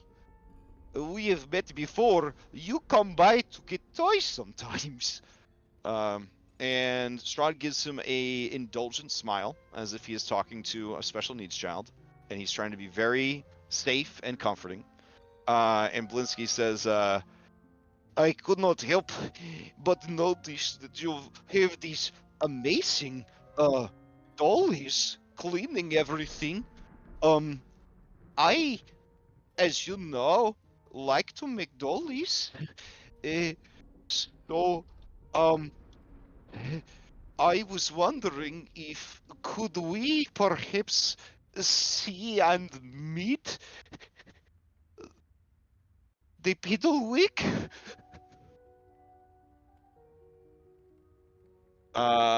And Strahd says,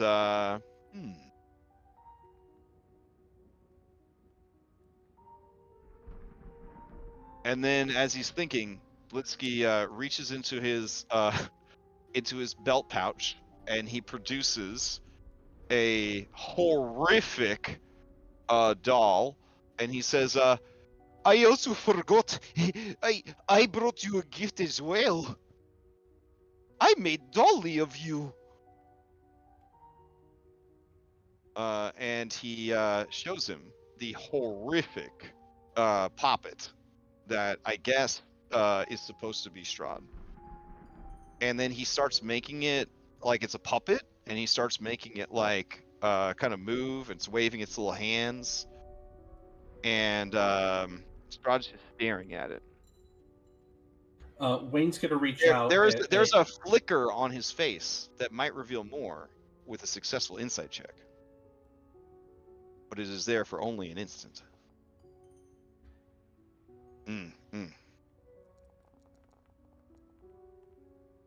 Okay. Robin, Gadolf Blinsky's life is in danger. Strahd is not amused. He will remember this. You're not sure why he's so upset all of a sudden. Maybe he's been upset this whole time. Maybe he's been sticking it in a box. But that ugly ass puppet, that seems to have really kind of triggered him. But it's gone in an instant. Unfortunately, Wayne and Taylor, you guys saw this flicker of emotion, but it went too fast to really register 100% what he's thinking. Seeing how much of a horrible caricature this thing is, Mhm. Wayne is going to put his arm out on top of Blinsky's and say, I said respectfully, This is very cute. Stop. Perhaps that is not our host's preferred style. Please put that away.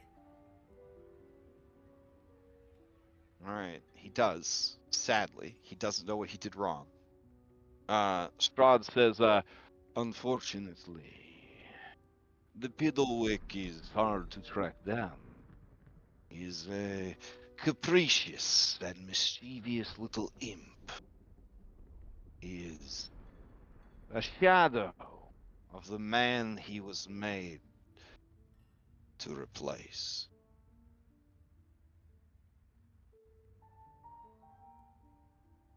I would prefer he stay hidden.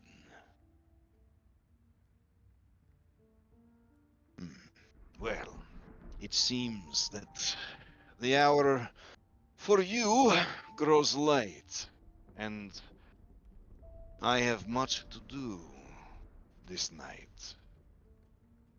I apologize for excusing myself, but I must attend to other matters. And he pushes up from the table. And as he does, Asher and Valenta get out of their chairs. And then he walks past them and out of the room.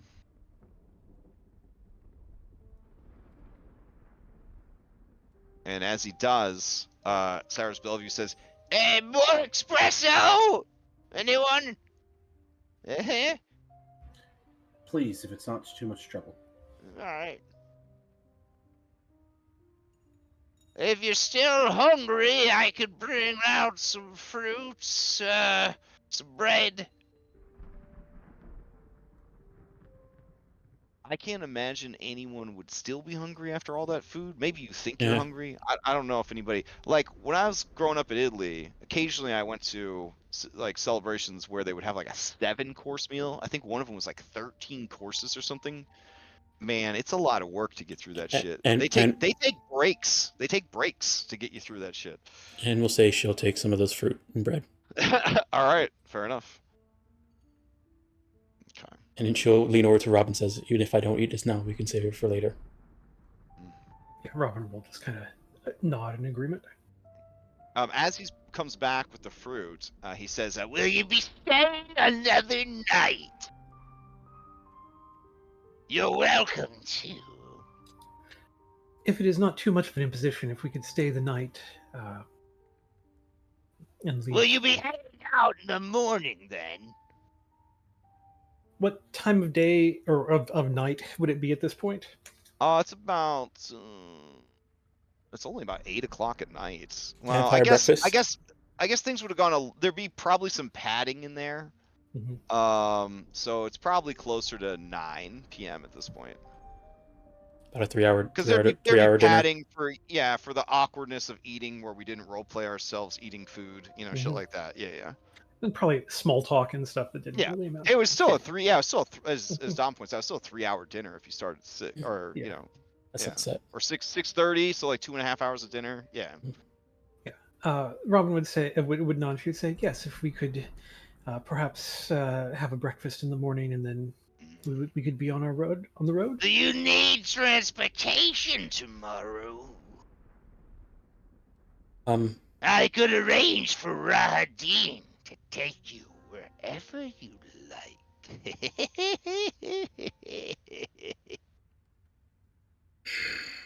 He really seems to have taken a liking to you.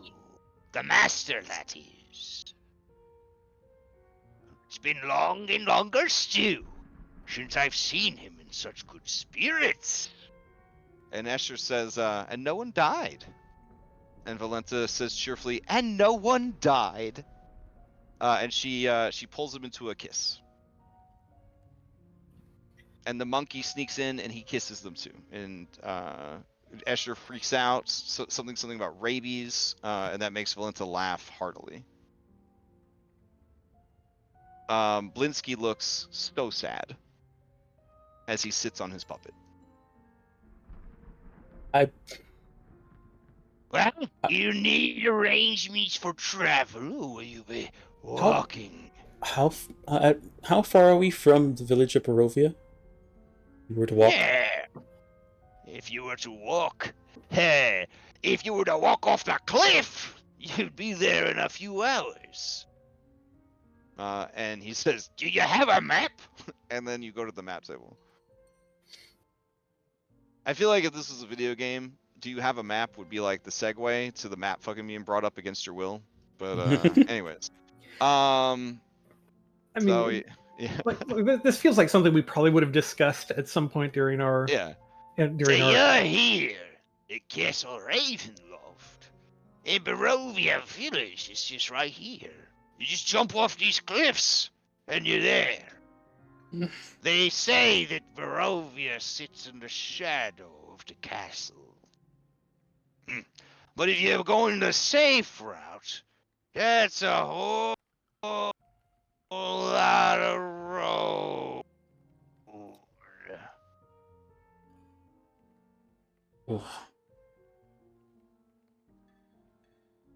Where, kind of during our downtime, where would we have talked about going next? Oh yeah, if you guys need some OOC, I think we might need a little quick. timey-wimey. Yeah, you guys were in that room to get, the guest rooms for a while. So yeah.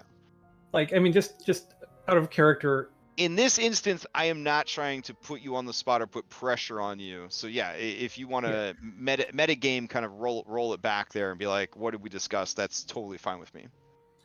I kind of feel like. I'm sorry. Go ahead. I'll go. I was just gonna start with I don't want to ride with Rahadi. Yeah, I was gonna say I don't want to ride with Rodney either. I mean, give us quick travel. I mean, might as well not turn down the opportunity. I mean, I'll No. ride with This him. OC, we could ride with Rahadim if we plan on jumping and murdering him. Like, Well, I mean, that information can't be OOC. You would have had Taylor would have had to bring that up. Okay, but you don't know that Taylor feels that way. Okay, fair enough. Taylor is pretty insistent. I just don't want to ride with him Otherwise- because I don't want us to get more exhaustion while we're riding with him. Yeah. Very It was very unpleasant ride. I prefer walking. yeah, but How to many, get- how many Uber stars? How many Uber stars would you give Rahadin? -5. Not enough. It doesn't go in the negative. Yeah, it does go into negatives. Well, I mean, it was quick. and No, it yeah, was okay. question, so one. Yeah, one. Okay. Quick We and respect accurate. the work. We respect the work. I But mean, we only got one sec, so it's like a 2. Yeah, he's the type of one that you actually leave a comment about. yeah, like I never review Uber rides, but I would review his Uber ride. We got there quickly and in one piece, but his choice of music was terrible. It wouldn't let us change the He made us station. listen to his terrible music. So in the reverse isekai version of this campaign that takes place in like, I don't know, fucking Chicago or something, using the Roll20 modern system, like he would definitely have a low like Uber rating. Got it. All right. Always kept bringing up, do you want to listen to my mixtape? And it's terrible. So, Oh damn, that was But he's good. already putting it in, like as he's asked you if you want to listen to the next one. Beautiful. Okay. All right. OC If you take the road, it is 71 fucking miles to Yes. Barovia Village. I don't think we can actually go in there. Helps. yeah, there's Us nothing that we need at In Barovia. or out of character. We- It Yeah. just we made things don't more need difficult anything, for the people but- we're traveling with. Well, I was gonna. I feel Yeah. like Irene would want to go talk to her brother. As the Yeah. crow flies, it's only 8 miles to the village. Like it's literally just jump off the cliff and you're there. I don't know if mean, we want to start climbing cliffs again. yeah. I mean, I I feel have like to we're Not facing these the lists. climbing, yeah. Not I these feel like the cliffs. places that we are Not a trying to mountain. head Hmm. are Argenvostolt, Kresk, and We do know the that one of the things is I supposed to be at just the want to point windmill. out, yeah, the windmill is Yeah. the like it's windmill. pretty close, and we know we think there's a stone of power Oh, there. this Yeah. may change things for you. Your decision, because you survived dinner with Strahd. That is a major milestone in the campaign. Ooh. That is Snap. automatic level up. Oh snap! Oh, Wow. Okay. okay. The windmill's So- right here. I say the windmill, and then we go inherit Ez's gear. Mm-hmm. Pass by Valakai on the way there. As this Yep. gear is this pink X. Yeah, by we Lake go to Arizok. werewolf territory. Also, I'm wondering if we need to get to Valakai and figure out who this robot man is. But that's something That we too. would not have talked about. Yeah, I have an Yeah. idea and character that I can bring up. Ooh, I would love to hear it. Who do you think it is? I think it's Richard. He's from a kind of Kresik, right? They're known to be like metalsmiths. He's in Valakai, running from Kresik, supposedly. He has a big armored carriage Oh, the for Gundian. some reason. And yeah, the Gundam is in the carriage. And he got in and did, transformed or something. That's my harebrained idea. Well, that's a very astute observation. Much more than what I would have gathered. Why am I I- forgetting who? Like, I'm not. Wi- That's the With guy that Richard. wants the stories in the Oh. inn. The guy that wants the stories. I might, because I was absent. with the death of Doru, you are no longer able to get the mini milestone for killing or curing Doru. So I'm gonna remove that from your list. Well, That was a- we took a hand in killing him. I Oh, mean, my you goodness. guys could have straight up been the ones to execute him, and then you would have We- secured the If thing. if that was an option.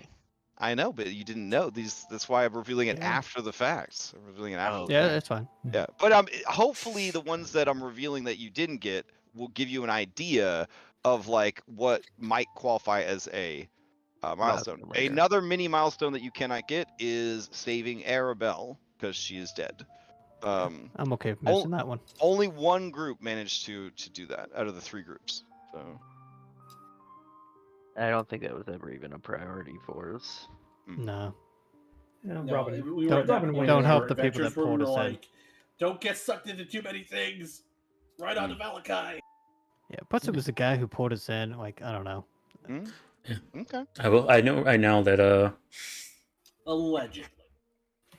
and Well, is we- pretty we kinda upset, know for but sure. kind of trying to hold herself back. Also, no longer available. Recover the stolen bones. Still in what? That was a mini milestone. That was a mini milestone. Yeah, recovering you the see, bones. some of these milestones they aren't worth the cost. So I mean, The stolen what? 33% of a level. I mean, that's a pretty. I mean, that's to me, that's a pretty. the cost was 6 vampires and a dragon. I mean, Cost not is every- relative not- to current level. Yeah, fair. I'm just giving you an idea of what would qualify, Yeah. so that you kind of know, Okay. All right. Let me see if there's any others that are closed down now, because this is a major milestone in the campaign. The civil war of Valakai and Dinner with Strahd happening on the same night was pretty auspicious there. So that does kind of close down some options. Oh, killing the Baron was a mini milestone that you can no longer achieve. So I'll remove that from your list. We could almost had a chance to achieve. No. Wait, so maybe killing the Walker woman. Oh, no, this turned to an XP game. No. Oh, this is the part of milestones. I'm just giving Yeah, you Valakai's I'm just safe now, giving let's you not screw it up. examples. I'm just giving you examples of what qualifies as a mini milestone. All right, Are there think any retroactive ones that we get? Yeah, with the vineyard and retroactive ones. I'm Yeah, checking. new That's ones all. that we've unlocked. I'm going through the list. Let's see. I think I already told you that finding a cure for the zombie plague was a mini milestone that you guys didn't get. Let's see. Did Well, you did. did You are Leo the get a? only. You are the only group that's recovered a Winestone though. So that's cool. I was gonna say, did Leo get a mini milestone for helping figure out the plate? Yes. That's why Leo's so cool. Right. Oh, He upgraded to holding a gun. No. That's right. He's got that gun now. Yeah, he's just really cool. But the companions that are with you now that you're level 5, they will also level up. Irenia will have a multi attack now, as will Leo. Oh wow. Oh, yeah, And multi-attack with Parpel was +1. already a fucking baller deluxe, so he doesn't get anything. I think actually Parpel is going to get what is this ability called? It's a reaction. Shake it off. There we go. From hanging out with Taylor Swift so much. When an attacker that you can see hits you with an attack, use a reaction to halve the damage. Jesus Christ. It's what'd you call it? Uncanny dodge. That's his level. That's his level 5 ability. Damn. Yeah, her level 5 ability is multi-attack. She can now make 2 attacks per round, and same with Leo. Also, Irenia and Parpel have been with you guys long enough that they can be slotted as companions now. So that would be a bigger step towards their survivability, for sure. So something to consider.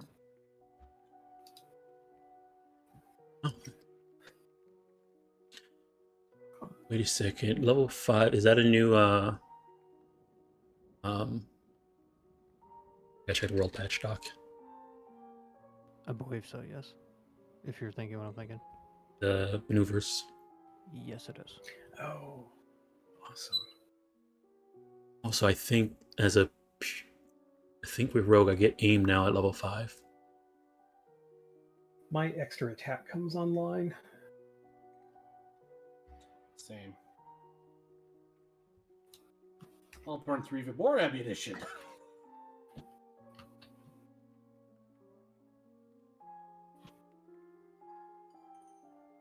Oh man. Maybe Irene gonna stay alive for a while. She's got 42 hit points now. Oh, exotic mastery feat. Leo got 35. Oh, I also gotta level up a certain best boy. Oh, Dunbar. Oh, snap. Dunbar. Oh, we get our first second level of maneuver. Yep. Exciting stuff. Oh, also their CRs would go up. So they would be CR 5 companions now. Which increases their proficiency bonus. Oh no, Dunbar, you can't be level 45. That's too high. Alright. What a typo. I mean, I'm cool with it. Yeah. Alright. He is I love ancient. Dunbar anyway. He's the beagle. Let's see. We will give Dunbar multi-attack as well. Go. And he already has expertise in survival. He will now have expertise in perception. And we will give him training in your choice, Wayne, acrobatics or athletics. Acrobatics. Acrobatics, and then he will also get proficiency in animal handling. For, bossing the other animals around. He learned that from the monkey, I guess. All right, the kitten. I'm sorry, it is still too baby. To get to level up. That's fine. There are emotional support. Cute thing. Mm. For the time being. Okay, let me see if there's any. I think almost everybody else is dead, right? Let me check. Oh man, Victor Valakovich now has Fireball. Oh, snap. yeah. Nope. Wait, did we just want to try and kill Strahd now? I mean, Should have done it at dinner after he spent some of his spell slots on like animal talking and stuff. Scrying, that's 5th level. He didn't cast a that as a ritual. He burned. I will point it out. You never saw him casting any spells, though. I don't know if you guys are qualified to detect if he was casting spells or not. I guess I that'd guess be a anybody with question. training in Arcana, yeah. I guess Well, Victor. He yeah, could be, I guess you know, yeah. could have taken some levels in sorcerer. Could have been some subtle spell stuff. Yeah. Mm. Not that we know that, but Yeah. Not that we know that, but you know, we know that. Also, keep in mind, this man is from the second age of magic. That's when human beings could max a class and then start a new class at level 0, and they or level 1, and then when they maxed that class, they unlocked the previous class and had everything at the same time. It was called dual classing, and it was the only racial ability of second edition humans. Is they had the ability to start over because it was all XP based. I They guess could it's just start over anytime they wanted to. I And once their new class caught up with their old class, they unlocked the old class again, and then they had both. wow. Yeah. Question. Mhm. Because I know every time we've seen statues of Strahd, you described him as like an elf. Did he have elf ears? All of the vampires in this campaign, the longer you are a vampire, the more bestial your features become. So all of them of a certain age have pointy ears, and more like feral features, and like more cat or wolf-like eyes. Okay.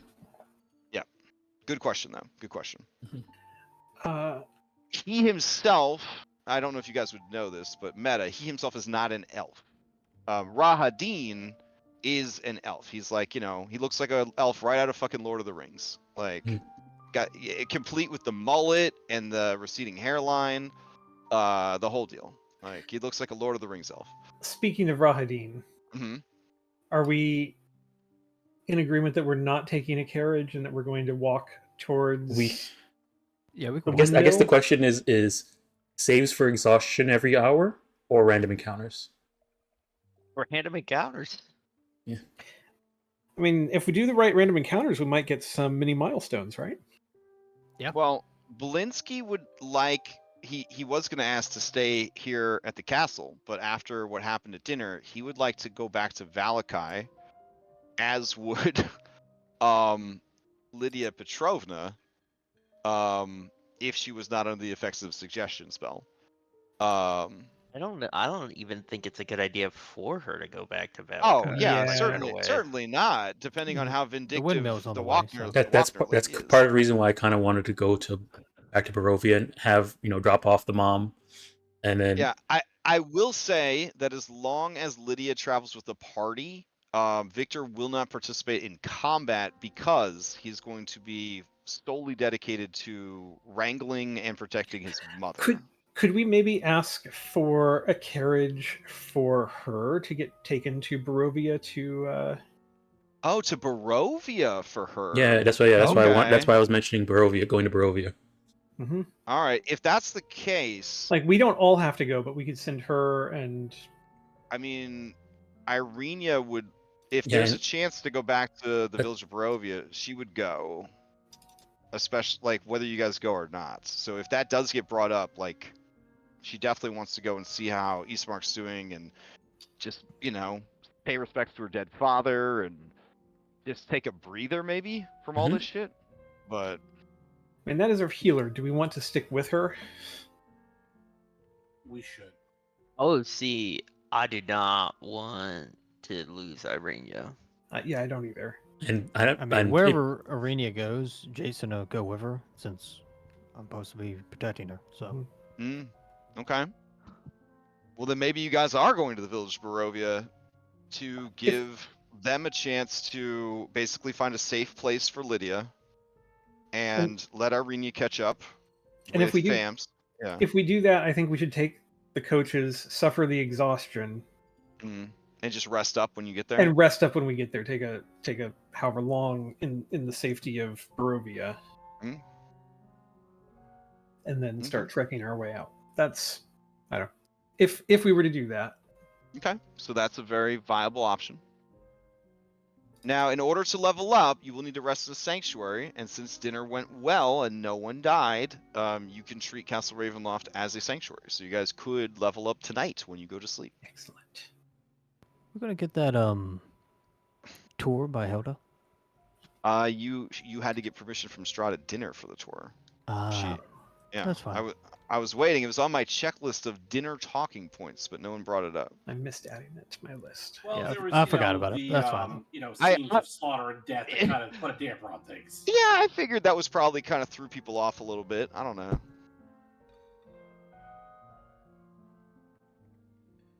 How was dinner? Like, was it what you thought it would be like, or like, did you have expectations going into it?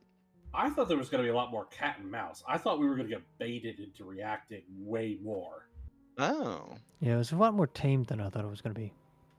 Hmm. But he is a gentleman, so I guess it makes sense. Yeah, that kind of threw me. I figured there was going to be more malevolence. It feels more like boredom. And, you know, flexing just a wee bit. Well, we'll probably entertain him before long. Well, sometimes people give what they get. You know what I mean? And you guys gave him nothing but respect and courtesy. Well, because we didn't So. know that. Well, I'm just saying, I have read on the Curse of Strahd subreddit, I have read about a lot of terrible dinners that have happened. Yeah. Yeah. Yeah, yeah. we've had a different experience in those groups. We're eating to this dinner. Oh, fair. Okay. Yeah. Are we the first group to the dinner? No. All right. So classic group, they showed up and they were like, what the fuck is going on here? This place is a mess. Who's in charge? And they're like, they point up the cliff to the castle, and then they're like, Eastmark, you're just gonna let this shit happen to your hometown? And then one of the players who died getting to Barovia is playing as Eastmark. That's because it's my friend who has some knowledge of the campaign already. And I was like, well, then you have to play a story PC if your main character dies. And so he's playing Eastmark, and he's like, you're right. When I'm just go. Yes. And so Vasily random big, encounter was Vasily was in town per random encounter in Village of Barovia, and so that he was just like, I want to talk to your boss. And he's like, all right. And then they went to the castle at like level 2. Like 2 or 3, they went to the castle and had dinner with Strahd. But did And they anybody walked die out, in that yeah, group from that dinner? Nope. And I was impressed because my friend Cammy, in real life, if Cammy had been there, this is how I know she was role playing. If Cammy had been there, she would have died. But her character Olive was respectful and held back and stuff like that. But the woman I know in person, because of my friends and family group, yeah, she would have gotten killed. She would have gotten all of us killed. So yeah, she's the kind of lady that brokers no bullshit kind of deal. So. But yeah, it was very interesting. So yeah, that was the biggest out of order thing that's happened so far. I mean, it's a sandbox game, so there is no order, but there's certainly like a Mega Man game. Like it's best to go to Wind Man before you go to Fart Man, so you can blow the farts away with the wind, like that kind of thing. So yeah, I'm sure that actually was a Mega Man boss at some point. They probably started running out of ideas. Anyways, I'm here to answer any questions you have, either as the DM or as any of your NPC traveling companions, or as castle staff, as you guys figure out where will you go next. In the evening, Wayne doesn't necessarily want a tour, but wants to know if he can, respectfully and safely take Dunbar for a walk, so Dunbar can do his business. Considering Dunbar eats a lot of food. So do you know who says, of course, I'll be there to pick you up? Yeah, sure. No, Volenta. No? Volenta Oh. Popovsky. Yeah. She said we can walk our dogs together.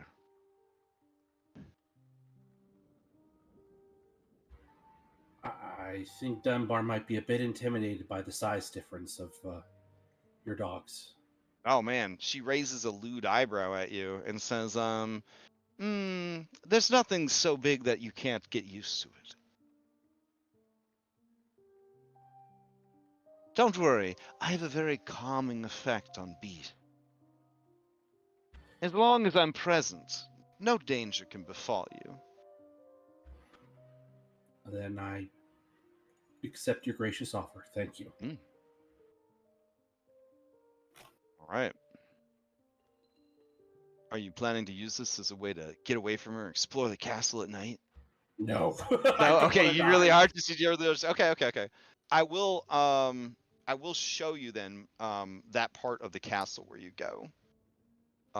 Because every bit of knowledge is well earned and important. So on the exterior, let's see. She would probably take you to the southwest courtyard.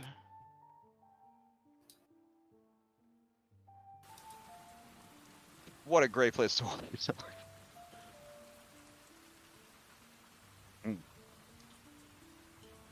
Yep. Let's see.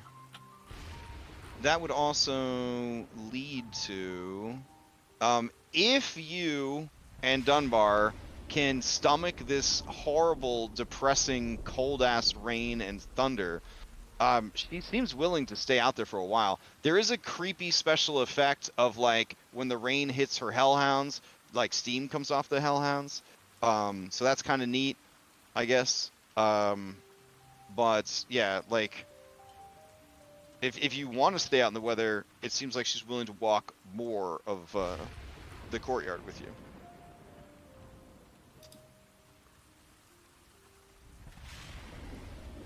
Yay or nay, Wayne? I mean, if Dunbar will tolerate the other will tolerate the hellhounds. Dunbar Wayne really likes being around this lady. It is like a cat with catnip. Like, he just seems to be in a better mood when she is around. I mean, Wayne will take this opportunity because, I mean, every time that they've, gone far afield, he's either been concerned that, Dunbar and Leo were going to get snatched up by Ludmilla, or, something else horrible is going to happen. But, if the bad shit's staying away right now, he's going to take full advantage of that and give Dunbar a proper stretch of the legs and relative safety. Now, she does have a lovely goth girl parasol and offers you a similar parasol, so that is at least making the rain easier for you. Dunbar is definitely trying to stay in the cover of one of the two parasols at all time, but still, finds the courage and the need to pee on as many things as possible to sort of show these hellhounds that he too can pee on things quite well. When they pee on things, it is like, it's not like lava pee, but it's definitely boiling hot coming out. Eats away at the stonework that's on the ground. Yeah, it's a little acidic. Yeah, it's probably a little acidic. You guys end your walk outside the cathedral. Can you guys see the cathedral? Yep. This is in the southeast courtyard. She doesn't really have much to say to you. She just seems to be enjoying the night and the walk. But you could talk to her if you wanted to.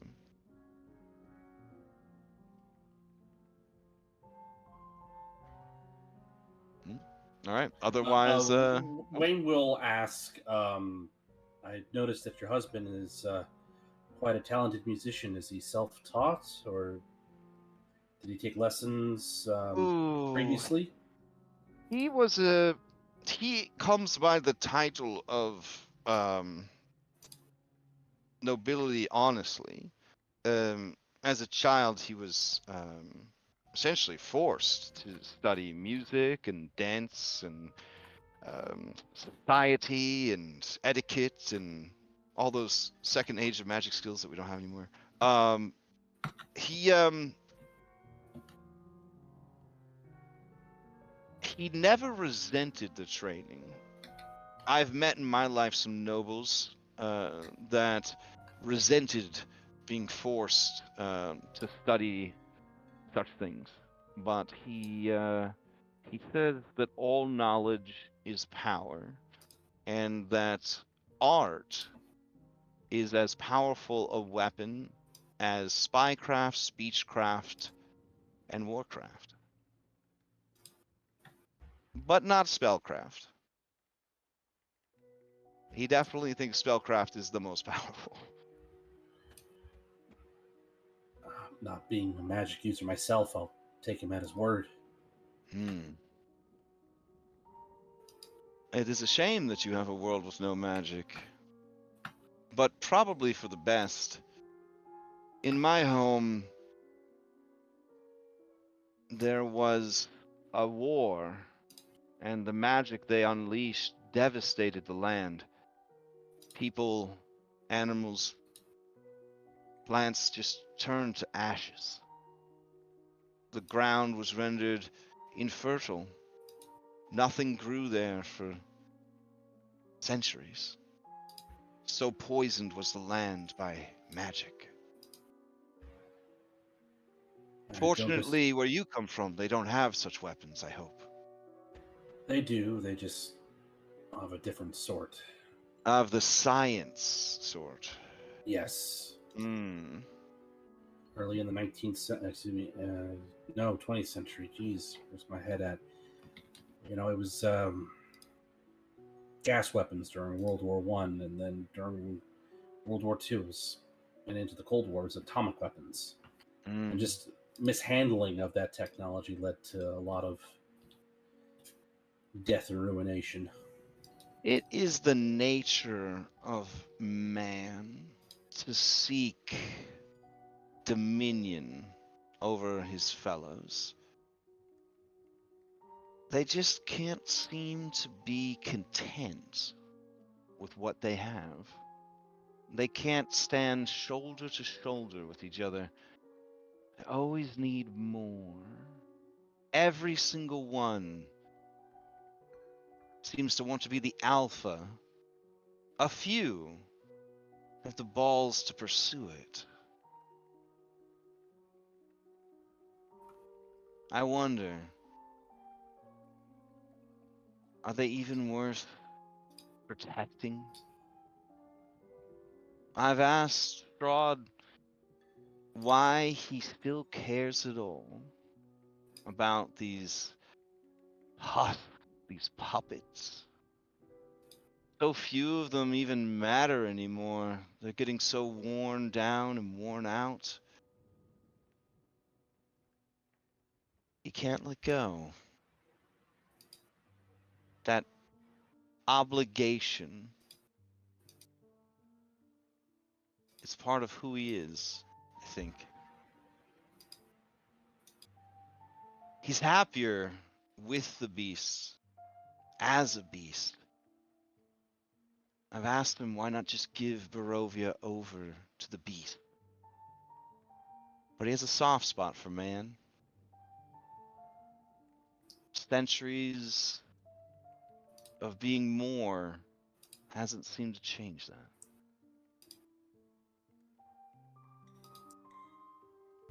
Speaking from the perspective of the beast, I suppose, I feel that it is a certain ineffable nature. Perhaps it is our ability to hope that keeps us going in spite of some of our worst traits, worst habits. I do not disagree with you over our worst attributes of needing to dominate, subjugate, relegate those that we say are lesser, simply to make it easier to control the others. Maybe. But we always hope for something better, something different, an improvement for the next generation. I think hope is the answer. I think he feels that giving in to the beast would be a quiet defeat. I think in humanity he sees the only solution. And so he hopes that this time will be different. Solution to what's happening in Barovia, to the beasts? Yeah, so you say? She just gives you a rueful smile and says, this land has many troubles, Wayne Larson.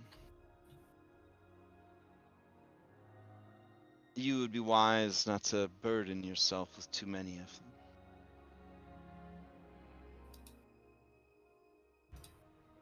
I'm not trying to bite off more than I can chew, although I seem to have a knack for it. I'm just trying to understand. That's all. Maybe you will understand before the end. Some do.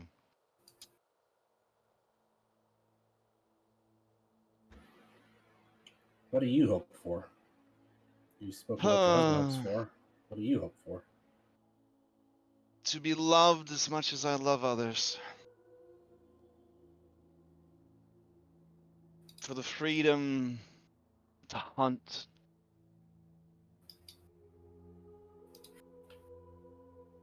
I have simple needs and wants. Some of the other brides are a bit more high maintenance. They scheme, they plot, they dream, they slumber. But to be loved by him as much as I love him in turn, I guess that's my foolish wish. I, above all others, know that that can never be. All live in her shadow.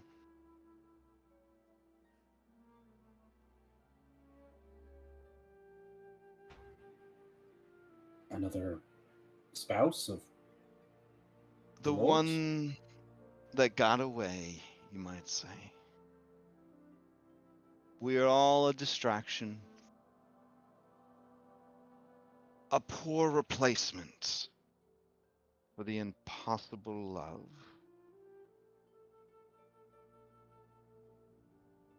Anastasia, she takes it the worst, I think. But the rest of us have come to accept that. It's nothing to bring up, mind you.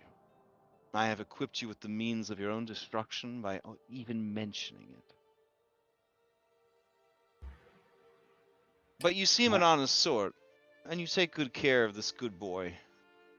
So I figured an honest answer to your honest question is well deserved. Well, I appreciate your honesty, and I'm sorry that you're in this situation. Your feelings aren't reciprocated. That's I've been there myself. It's not easy. I am no more a prisoner than I would have been by my own volition. Every young warlock thinks they're signing up for an easy route to power. What is a soul, you think to yourself? I'm never going to die. But undeath has freed me from the burden of an eternity in hell. I figure, even on its worst day, Barovia's gotta beat hell.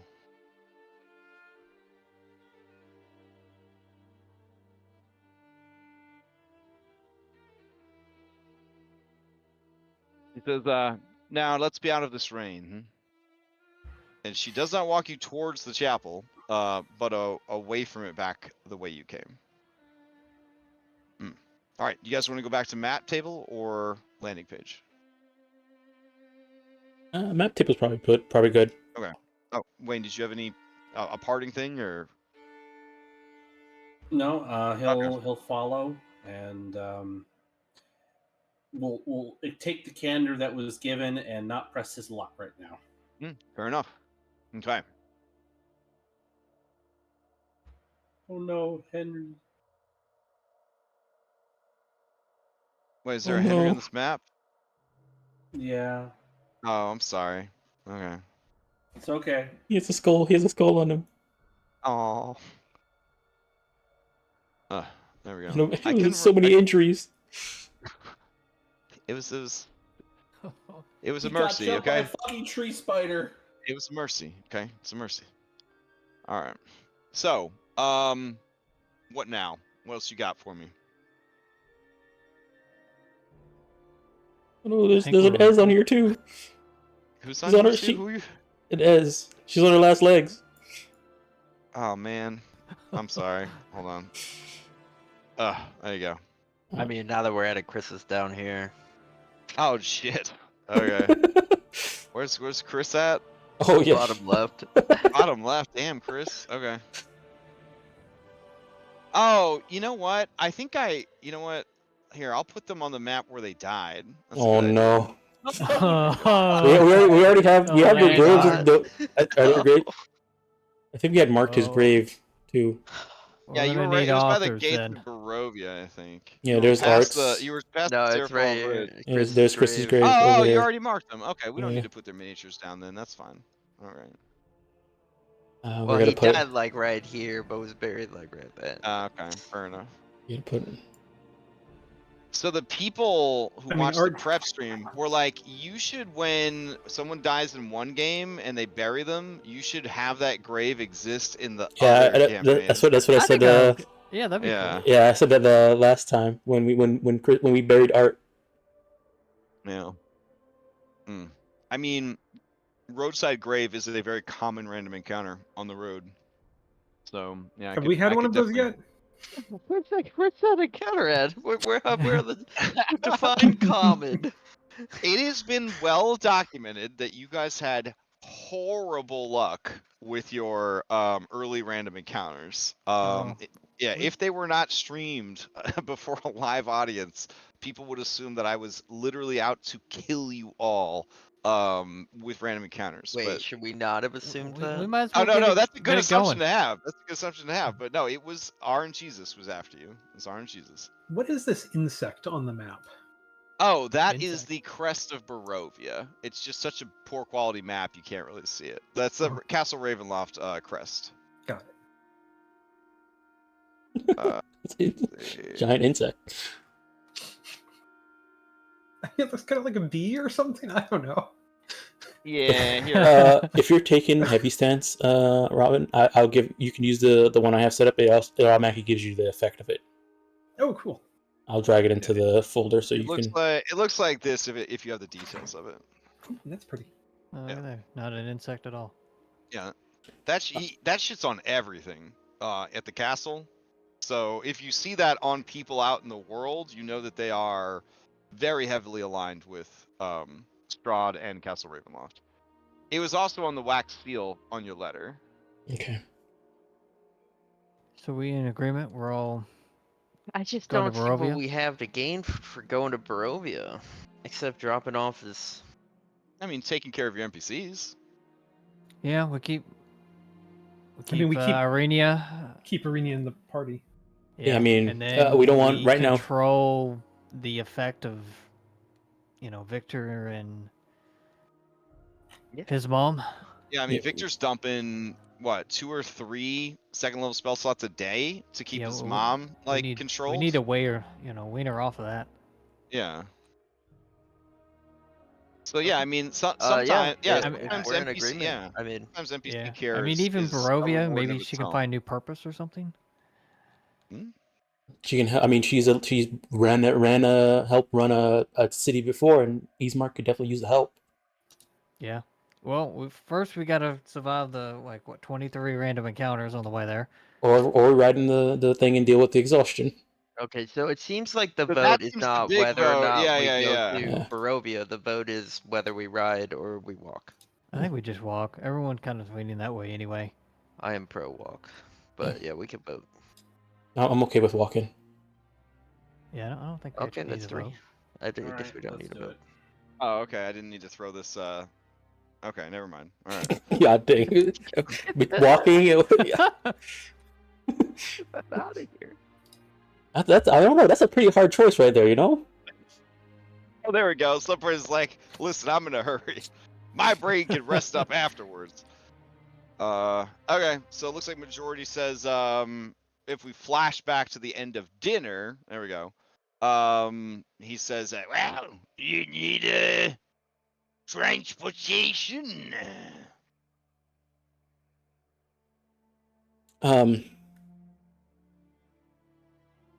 one of the knights, those people in the armor. He already said that he would fetch Rahadin for it. I know. Oh, when you said it, he says, No, Rahadin offered to see to it personally. He's very interested in studying you closer.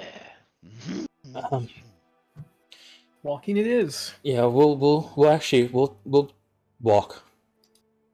Okay.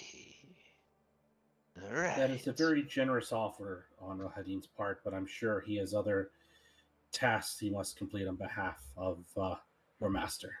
Of course.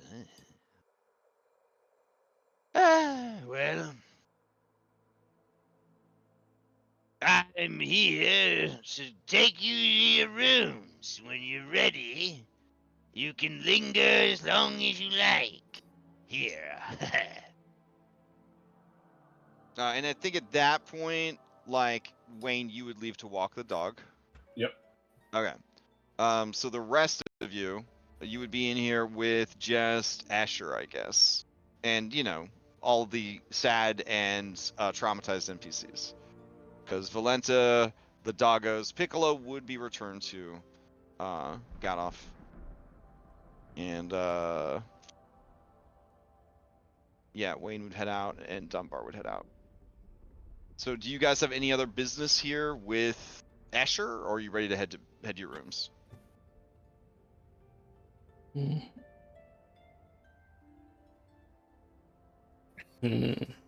Asher would just ask you guys about movies, probably. And depending on your endurance to answer excited time traveler questions about movies and the film industry, and I guess probably the progress of LGBTQI Alphabet Club rights, he would probably be somewhat interested in that. He probably wouldn't know how to directly broach the subject, but it would sort of definitely be a topic that he would try to see how things were going for the homosexuals in your current timeline. So film and the treatment of homosexuals would probably be what he's after as far as getting info from you time travelers. I mean, Lauren the player would 100% chat with him about movies. Yeah. Like into the wee hours. Robin will talk with him for a while, I think. Okay. But just because she wants other people to have a chance not to have to talk to him, maybe. Okay. Like other people can join in, but it gives everybody else an out a little bit. As a very lonely extrovert, Escher would psychically feed off of you like extroverts do for as long as you would be willing to, until the sun rises. So he's an energy vampire. Yes, for sure. Yeah, I mean, she's going to get her full rest in. Like, she's not going to stay up. Okay. So what time in the morning are you guys planning to head out so that, Helga can have arranged for you guys to be woken up and escorted out of the castle? I guess if you want to get a good rest and maybe take another hot bath before we leave. Probably need a good 9-hour chunk there, honestly. Mm-hmm. Yeah. Say, and then also eat breakfast. Eat breakfast before we 9 leave. a.m. Okay. Yeah, 9. So Robin, around 11 or so, you've already given him like 2 hours of or an hour and a half of your time. You probably would want to head back to your room, sort of thing. Does anyone leave Robin alone with Escher in the dining room having this conversation? Does anybody stay as like a chaperone, or do you guys head up to your rooms? Yeah, and is not leaving the place without Okay. Robin. You notice that wherever you guys go, you are escorted by some personnel, either by Helga or by Cyrus, or in Wayne's case, by Valenta. Okay. Is it always an actual person? It's not one of the maids? It is. They never have just a maid escort you. They never have just a veteran escort you. Okay. Okay. All right. In that case, I'll take you back to the guest suites, and you can, if you need anything there. Otherwise, the night will pass. You will have relatively fine, by the standards of their technology and resources, accommodations, and everybody would get some sleep. I guess before we head to Yeah, bed, we could yeah, broach the topic to Arenia yeah. About yeah. going back to Barovia, check on Ismark, and how the state of the town is. She is visibly relieved and overjoyed at this news. Yeah. And she begins to thank all of you, and just professing her thanks, and she just starts ugly crying. And whoever is closest, she just sort of like ugly cry stumbles towards you. I think that's Leo. Oh shit! All right. Would, or maybe Taylor. I don't know. We're all crowded together in the hallway right now. Oh yeah. Is that where the conversation is happening? Is it the hallway as you're I heading? don't know. Wait, there's a dining or living room right here. All right. Whoever wants to catch and comfort Irenia, roll a d20. Otherwise, it will be Leo by default. There you go. Leo can beat this 3. Yeah, Leo's got this. Oh, Dunbar. Oh, Dunbar. Oh, there. Shit, Dunbar. Oh, man. I mean, No, that I- wasn't my intention, but I mean, I feel like that might be appropriate. You're somehow, walking some the way. dog, Wade. So Dom, you and Remy are secret. Did you get higher than 17? Oh, sorry. I'll reveal. I got a 19, but I'll give it like she was coming for me. I'll catch her, and then Dunbar will get there, and it'll be a hug from Dunbar. I feel like it'd be good to have a hug from Dunbar. Oh, okay. So she stumbles into you, and you're like, weakness, and you like set her on this bed that you had brought in, and then Dunbar runs up and therapy dogs it. Yep. All right. Wow. In the history of Curse of Strahd, that's like the safest thing you could have done. Beautiful. All right. Dunbar, and she holds him, and she cries. She just ugly cries, and you realize that the suspected death of her father, the confirmed death of her father, the not knowing what's going on with her brother, the state of her village, the fact that she left her village, the fact that she that you guys couldn't defeat Doru, and then Doru went and killed her father, and she feels like she killed her father, and it's just a whole lot of shit. And the death of Chris, brought up many times during dinner, the carriage rides, the closeness to Rahadin at any point during travel, like just everything. Watching the people of Valakai tear themselves apart. She can't seem to stop, and she cries herself to sleep.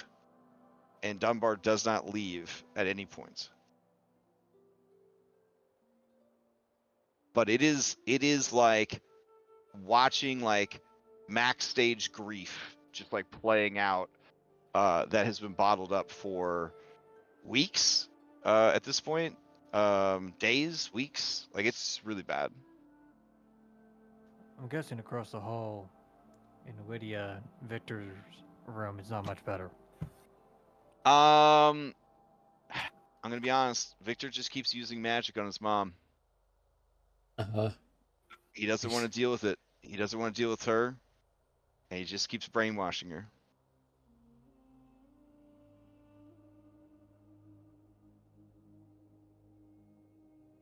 We'll deal with that later. Tonight's not the night to deal with that. You with want them. an evil wizard? This is how you get an evil wizard. Mhm. Mm-hmm. It's so easy. You just tell people what to do. You Guys just are gonna be control upset if we everything get around this. you. We get the one magic character, and at the end of the campaign, he turns on us. I'm gonna be real upset. I mean, Just we gotta make sure he don't turn on us. power We corrupts. saved his mom. He saved his mom. We gave him the opportunity to That's save evil his wizard mom. logic. He did it. That's he evil did wizard it. logic. He saved his mom. His With ma- magic. I was His there. magic saved his mom. His magic saved his mom. That's Without evil wizard. without And, his ma- and it without was his idea, magic, not our dot, idea to go dot, save him. right? I put Yeah. the So- mustache on his mouth. I mean, I do think I think Anne was one who brought it up. Like, hey, you did that thing to the berserker. Could you do it to your? Mm, Oof, okay, well, yeah. All right. Parple is.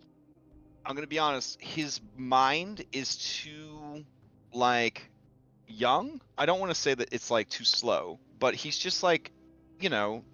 Doesn't It's have not. the emotional He's not. intelligence to process. Right. He's Too just not. narrow. Too He's narrow. yeah, he's just not fully mature enough, I think, mentally to completely process everything. Like he has like a suspicion about what's happening, but like he's just either doesn't want to put everything together or he can't put everything together. But he's like quiet and nervous and basically like in Anne's shadow, like wherever she goes. And if she goes somewhere that he can't go, like the bathroom, he goes and he finds Wayne. And he just shadows Wayne. How are you Blinsky feeling, is just defeated. And he just goes and just pulls a blanket over himself and lays down. Parple says, dinner was good. Many good foods. Some too much flavor, but good. I agree. It was, And very ate tasty. lots of food. Lots of food. Irene is very sad. Doru died. Doru was my friend when I was small. He's a good artist. He would draw pictures for me. I'm sorry your friend died. I do not want you to die, Wayne. No, I don't want to die either. So that makes two of us. I don't want you to be vampire either.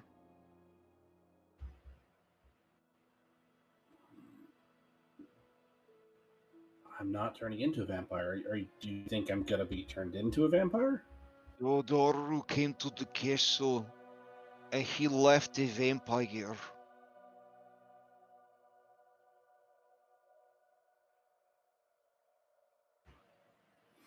I see what you're getting at. I'm not. I don't plan on getting turned into a vampire, Purple. And if anything should change, I'll warn everybody. Okay? Okay. And Dark Lord was very scary man. But nice to Dunbar.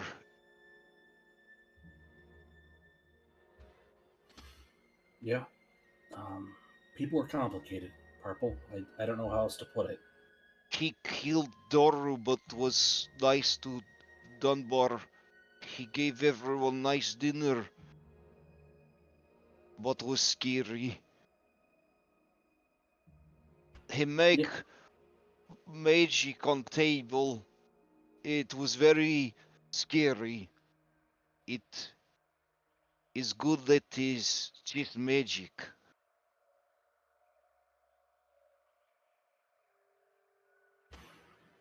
I agree. Mm. But you were brave and you were very polite at dinner, Purple. Did a good job, man.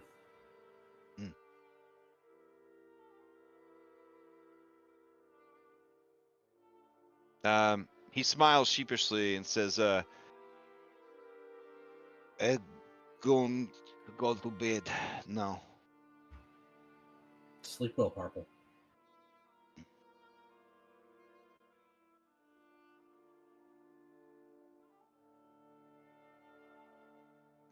Okay.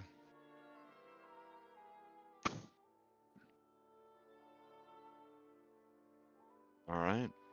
Anything else before you guys settle in? Any late night explorations of Castle Ravenloft? Man, I mean, we're We level would 5 try now. to- I mean, no, it's not happening. You could be level 5 in the morning. Oh, yeah, that's Be true. level That's Oh, true. dang, dang. Yeah. That's true. So as we're like in a girl's room Oh, before bed, Taylor is gonna like actually just get in the bed next to Robin, even though she doesn't really sleep. It's gonna be really uncomfortable, Robin, because she kind of shakes a lot. Aw. But Robin offered though. Okay. yeah, Taylor's gonna say to them, I don't really know how to process everything that's happening. I don't understand how a man that's so evil can also be kind and respectful. But your home sounds very strange. But if you are going home, I'd like you to take me there with you. Robin will nod, and she'll say, I don't know how we'll get home. I don't know what the methods are, but if I can, I would. Yes, I'll do what I can Sure. to get you there with us. I mean, if you're gonna help us get there, you're more than welcome. You earned it. You don't have to that. You don't have to ask us. She'll kind of crack a little smile. She's gonna say, "It is kind of weird, but it's the good kind of weird. Usually, I think you'll like it if we can get there."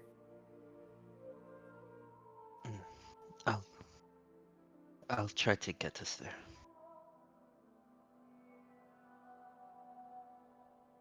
Thank you.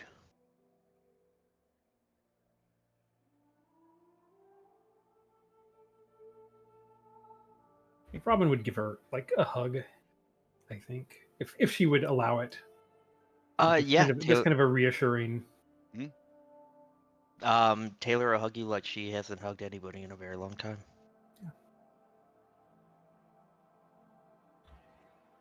Before we all go to bed, would it be possible for Wayne to have a word with Robin? Yeah, like I mean, this might even have been before that scene, but yeah, Oh absolutely. yeah, we'll be Yeah. wobbly. Mhm. Sure. Okay. Um, Where do you guys have a conversation? In this Yeah, room? where are we at? Was Parple in the room with you, Wayne?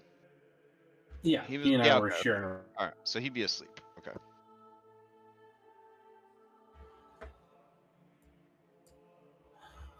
I'm afraid I'm gonna make things worse than they already are, but you have a way with people that I don't. That's way better than what I can do, and you're kind of the de facto leader of our little band of misfits. I'm worried about Victor and his mom. He's keeping her practically drugged and not allowing her to feel her feelings. And I'm worried that's going to blow up on her face if we don't find a way to deal with it in a healthy fashion. Yeah, I definitely agree. I mean, I wasn't, the whole getting here and getting through the night and stuff, like whatever. And then dinner with Strahd, I guess, one more day of it is fine. But yeah, when we're on the road tomorrow, we're gonna have to deal with this stuff because we're gonna be on the road for a few days, and he can't be using his magic just for that. There's stuff out there that can kill us. I mean, just from a practical standpoint, let alone, the troubling ramifications of mind controlling someone that I don't even really want to think too hard about.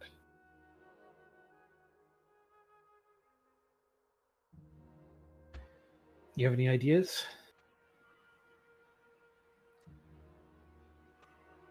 Not at the moment, but I mean, I definitely don't want us to have, group therapy out there on the road. It's like the worst place to have it, honestly. I don't know, a little good exercise, fresh air. She laughs. No, I understand what you're saying. Well, I mean, I wouldn't disagree with you under normal circumstances. I mean, that's one way to cope with loss, but yeah. I mean, she hasn't even started to fully process what's going on. I think what she witnessed at dinner, again, not being able to really be in her feelings about it, she's got to be a mess. I agree, but do we really want her to have her breakdown here in the castle? No, I kind of feel like we've overstayed our welcome, despite our host being so generous. Yeah, I think the road is the best we can do, or in camp, perhaps even in the evening. At some point tomorrow, I think we need to address it. We can't have it keep going on. So, I mean, we're days away from Barovia. We either have to address it tomorrow, or it's going to go on for several more days. So, you want a chance, Victor, not dosing her, as it were? I mean, we gotta keep him at as close to full strength as possible, because I don't know how magic works, but I mean, he's clearly under a lot of strain, keeping her pacified. Yeah, distracted, and like his concentration is split between things. I mean, I'm just worried. Think about the daughter who thinks she's a cat. Messing with somebody's mind like this, it can go wrong. I would hate for him to harm her. I don't know what that would do to him if he did something more to her. That's a good point. I was just more concerned about the fallout once she's no longer, under his spell, as it were. Yeah, I mean that too. I'm just trying to think of ways to present at this point, almost. Yeah. I don't know. Maybe we just rip the Band-Aid off and be prepared. I don't know. Yeah, and we can ask the others in the group, but I think it's a conversation we have to have tomorrow. Yeah, but let's get out of let's get out of the castle and on the road with it. All right. Maybe it's a conversation you have maybe one-on-one. Victor will suspect less. Just talk with everybody else. Yeah, I can just stay near if you see me kind of pull him aside. Like not on top of us, just kind of be aware. I got you. Yeah. She's going to point to her head. I don't know if he can mind control two people at once. I don't know how he'll react. So just watch out for me, I guess. I'll do my best.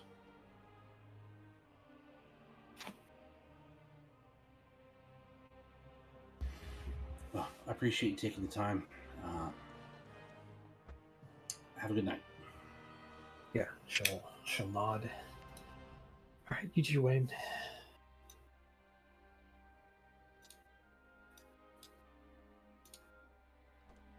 Now, can you guys see my dice rolls or no? Saw those, yeah. We I saw those. saw Blinsky the dice. good. I saw the Blinsky one. Ah, shit. All right. Well, You had a hidden one earlier. can you guys See, see that yeah, one? we can see that one too. Yep. Fuck! Don't look at it. Oh God. Okay. My- I'll There's so many dice. I Surprise! have to look at all of them. Now you guys know Those- that you have really bad luck with encounters. So, anyways. Oh no. No, it's not that bad, right? Yeah, We just- statistically, it's pretty bad, but we demand a roll. the number of encounters is one thing, and then what happens, is another Severity. thing. So, Yeah. How is it that they are all Some wayside encounters are graves? That's good. crazy. We're gonna have to start Daybreak's had a couple of really good ones. We're gonna have to use Fanspiration to reroll those. Oh man, that's a slippery slope right there. So technically, I am rolling d20s though. You have to spend it. Yeah, somebody during prep Inspiration stream. only adds to the d20. We don't want to add to it. Yeah, Does roll, Dunbar roll. seem pretty content to comfort Armenia through the night, or does he want to? He doesn't seem to want to leave her side. Okay. After checking on them, Wayne will see if Blinsky's, passed out or whether he's still kind of, got that 1,000-yard stare. No, seems to be asleep. He's Okay. Well, Blinsky is Wayne planning our will- encounters. Is what we just learned. I can't wait to see what his B team They ability is. ruined my relationship with Strahd. I will kill them all. We don't get B team in Aw. this campaign. We get companions. Companions, BT would be much safer. Yeah. But less options. I mean, Victor, you may have figured out, is your fated ally. So he's essentially a full DM NPC. He cannot be a companion or protected by the companion system, but when he joined you, he has a fate point on his character sheet. Ooh. Yeah. Mm. So he has a little bit more durability. So Oh no. He I guess becomes that a- also As means much durability you as a wizard. you could kill him and take his fate point, I guess, because I just revealed that he has a fate point. But I don't know. That'd be pretty that's, fucked that's, up. that's but- metagaming. Yeah, that'd be metagaming. Yeah. All right. So you guys sleep through the night. You wake up and make preparations to leave the castle in the morning. In the morning, Wayne, when you go to check on Dunbar, Blinsky and Piccolo are gone. Hmm. That's not good. Wait. Was that a Dunbar, Blinsky, and Piccolo, or when you go to check on Dunbar, space? When you go to check on Dunbar, ate 50 pounds of food yesterday, and survived many encounters with hellhounds. He is exhausted. He slept next to Irenia all night. She was too exhausted from crying. She slept all night. But yeah, when you go in, Blinsky is not there. Shit. And also, all of the tools and stuff that got left on the table were packed up. They do not seem to be there anymore. Blinsky's dead. Wayne is going to think for a second, and then he feels responsible for Blinsky, so he is going to go ring a bell. Okay. One and of the summon a maid. one of the porcelain maids arrives. I'm sorry to trouble you. Our friend Blinsky that was here last night, he's gone. Is he in the castle? Can you find him? When you say gone, she starts nodding at you. Wait, did he leave the castle, or is he still in the castle? She shakes her head no and then yes. You're moving a little fast. Sorry. Yeah. He just looks like a bobblehead now, trying to keep up with you. Okay, he's still in the castle. Yes? She nods. Is he alive? She just sort of cocks her head at you, and she shrugs. Oh dear. Did he... Oh, shoot, what was that giant mechanical man? Did he go looking for that giant automaton? When you say giant automaton, she can't move her face in any way because it's a porcelain, doll head. But she turns her head like she's looking up and thinking, and then she shrugs. Do you know where Blinsky is right now? She shakes her head no. You do hear calling from the stairs, from the hallway, Helga, and she says, "Oh, good morning. Is everything all right?" Madam Helga, I'm sorry to trouble you with this, but It is all right. I'm working late shift for you. Uh, But we don't have any visitors very often, so I make this sacrifice for you. you're too kind. The sun, the day, it drains my strength. And she kind of feigns feigning to kind of fall towards you. Do you catch her? Yes, he Okay. does. All right. She is soft in all the right places, but cold like a corpse. Oh wow. Our friend Blinsky, he's not in the room. I hope he hasn't wandered off and Oh, got himself hurt. Mr. Blinsky has decided to stay. I see. I hope that is with our host's blessing, of course. I feel that perhaps a line was crossed last night with the. The master knows about the eccentricities of the brilliant mind. I see. He Well, has not had company for some time. I think perhaps it took a lot out of him last night. hmm, But he returned before dawn in higher spirits.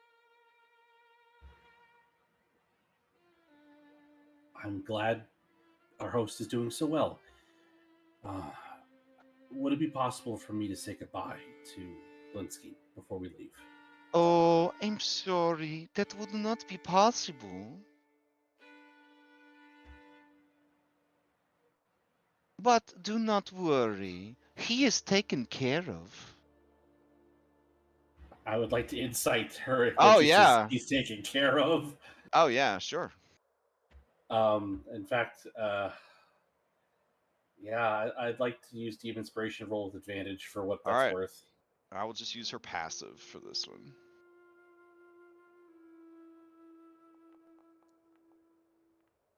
Oh yeah. He's fucked.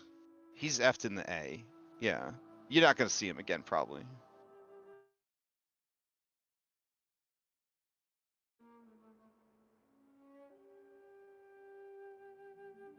She smiles at you warmly, like hotel staff do when they're like, "Get the fuck out of my hotel."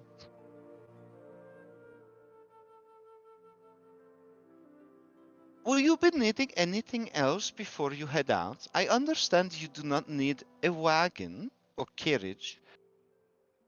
Perhaps I can have the kitchens pack you some food for the road. That would be wonderful. Thank you. Absolutely. I will have it waiting for you at the entry hall. Thank you, Helga.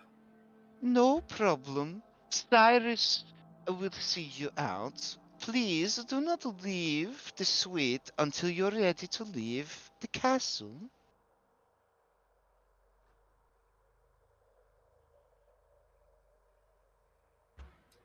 Wayne will turn to the maid and say, "Thank you for your help. I'm sorry that I was so confusing."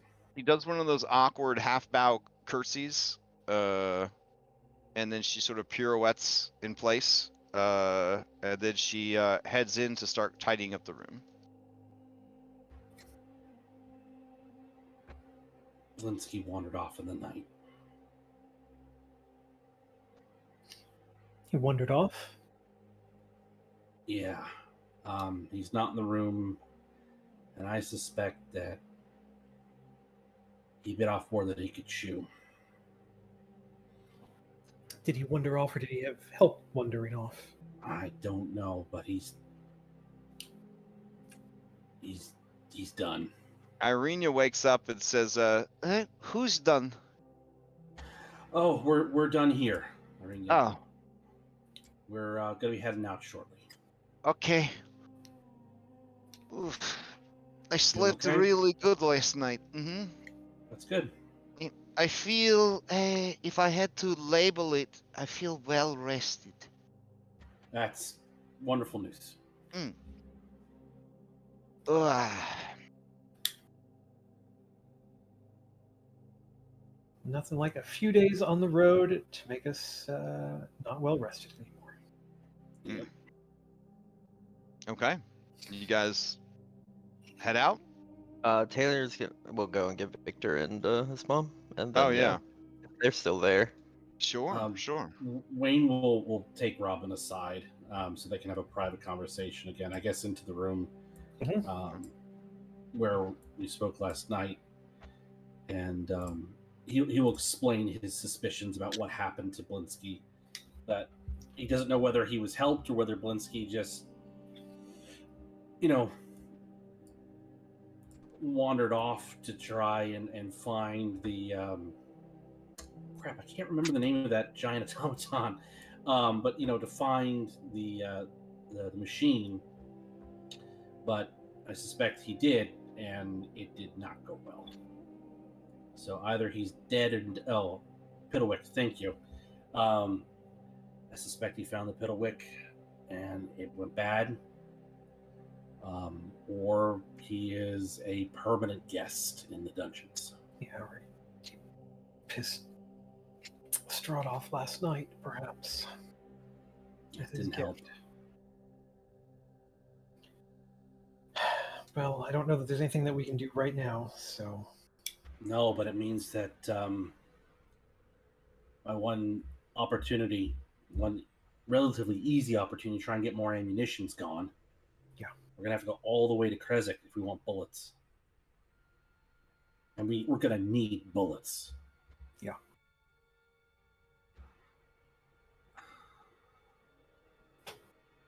So while you're having this conversation, Taylor, when you open the door, you see Victor is dabbing at his mother's face with a handkerchief, and you, with your keen senses, know that he is dabbing away blood from her nosebleed. He turns and gives you an annoyed look and says, "I thought they locked the door." Well, I Is it- think we're about to leave. Do you need any help? When you say that, Lydia Petrovna looks at you, her eyes sort of like unfocused, and she says, "We don't need any help. Everything is fine when Victor is here." He gives you a grim look, like, "Try me, bitch." Is the look. You try him? Taylor gives him a grim look, like you can't. But she see has my a mask face, on. bitch. Okay. No, and she's just like, we should just get going. It's kind of this look, like, yeah, I disintegrated my fucking girlfriend. What are you gonna do about it? Sorry if you haven't seen the show. Anyways, all right, Yeah, so I yeah. saw it. All right, then, yeah. She says, "Victor, I had the strangest dream. There was little people on the table, and they were the people of Valakai." And then he says, "That's all right, mother. Remember, father had sent us to meet with Strahd, but he was busy. Now we are going to the village of Barovia to reestablish the trade routes." And she says, "Oh, is that what we're doing? Okay."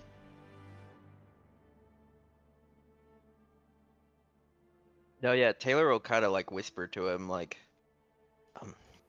I get it. I would have done it. I would have done anything. It is getting out of control. I am very scared. I mean, keeping your mother alive is what's most important. Not that she ends up like Stella, it isn't. Then maybe we should just try to stop it. She's gonna have to. She wanted to get her away from the castle. Then, sure. Yeah, Taylor will nod. I'll help you if you need. I appreciate that. Thank you. She looks at all of you like she's seeing you for the first time, and she says, "Oh, you work for my husband. He is the Baron." Hmm. "This is my son Victor." Yeah. Robin will not. Yeah, we really like Victor. He's helped us out a couple of times. He is such a good boy. Everything is fine when Victor is around. He cares for you very much. I can tell. He's got his back to her, but is facing you guys, and you see that he's just fucking destroyed by her behavior. Let's get on the road. There's nothing else for us here in this castle right now. Irene says, "Hey, did you head count? Where's the monkey and Piccolo? It's pretty good, the monkey and Piccolo. I'm implying that the Gandalf's kind of like a monkey a little bit. What? Where did he go? He had an invitation to stay and Really? do research. Yes. All right, I she's was gonna use surprised her. She's too. gonna use her 6 wisdom to roll an insight check. She says, "Oh, I think Strahd really liked his puppet last night, so that would make sense."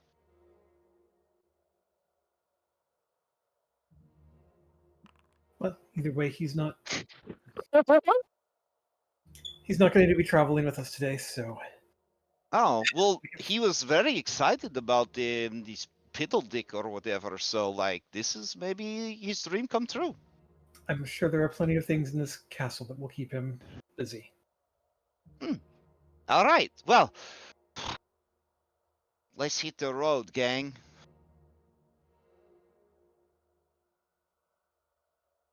All right, so you guys head back to the gates of Castle Ravenloft. Yep. Bellevue, he escorts you to the exit, and when he gets there, on one of the little stone side tables, there are some adorable little sack lunches. And then he says, These are for you. And leftovers. Thank you. and then he reaches underneath the stone table and he pulls out a fucking garbage bag, and he says, Here's yours, giant. It's just a dead pig. Hmm. Hope it's enough.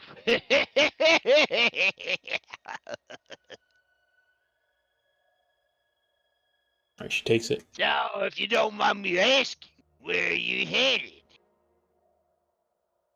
as he says that, the magic eyeball on his necklace is darting Mad Booty style to each of you.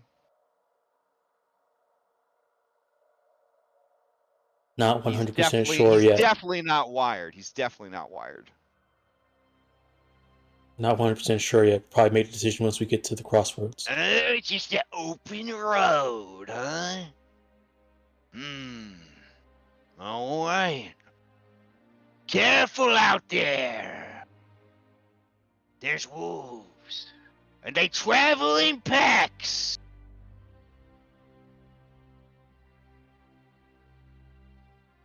We'll be able to look out for them. Do you have any tips on how to handle wolves or anything that might help us? They hate fire. You okay, Dom? I'm fine. Okay. They hate fire, you say? There. Mind you don't kill too many near the castle. The master loves wolves. He's a friend of all beasts. Even me. And he looks self-depreciatingly ashamed of himself. Well, we've enjoyed your company and your hospitality as well as that of your master. You're too kind to hear such praise from such a rare beauty. Is the highlight of my year. Well, And he blushes. and she's going to lay one more on. She's going to say, well, and I will also just want to say the meal last night was amazing. Yeah, Oh, it really was. oh man. Now he's like purple. It's like so deep in blush. He says, So, Wait, maybe you'll be invited back again. The master seems to have taken a great liking to all of you. Well, I could tell. if it involves your cooking, I would love to come back. Oh, thank you.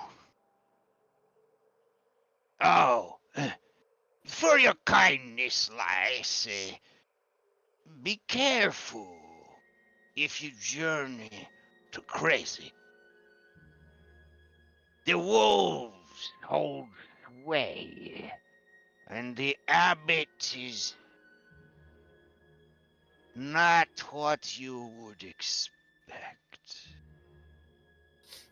He says that, and he holds up like his beast arm, and he stares at it like he's in a fucking Shakespeare play.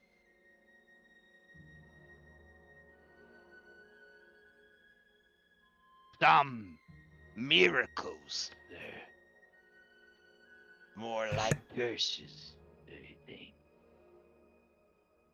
Robin's going to like reach out to put a hand on his shoulder Okay. if he'll let her. Give me either a persuasion or a handle animals. Mm-hmm.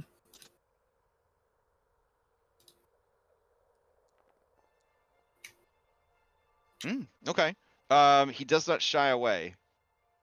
She's just going to kind of like it's a very gentle kind of thing, kind of just she's trying to be reassuring, and she's going to, with concern on her face, she's going to say, did the abbot do something to you? He turns his half bestial face at you, and he says, He saved me and mine. Saved our family from a terrible plague.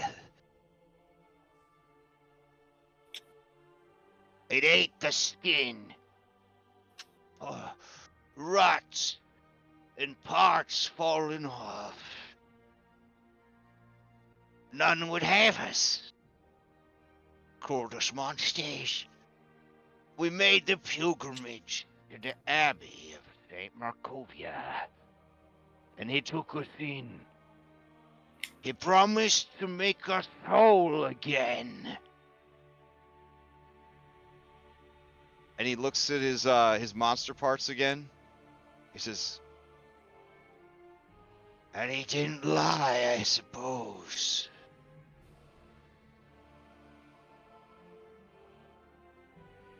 Not about that.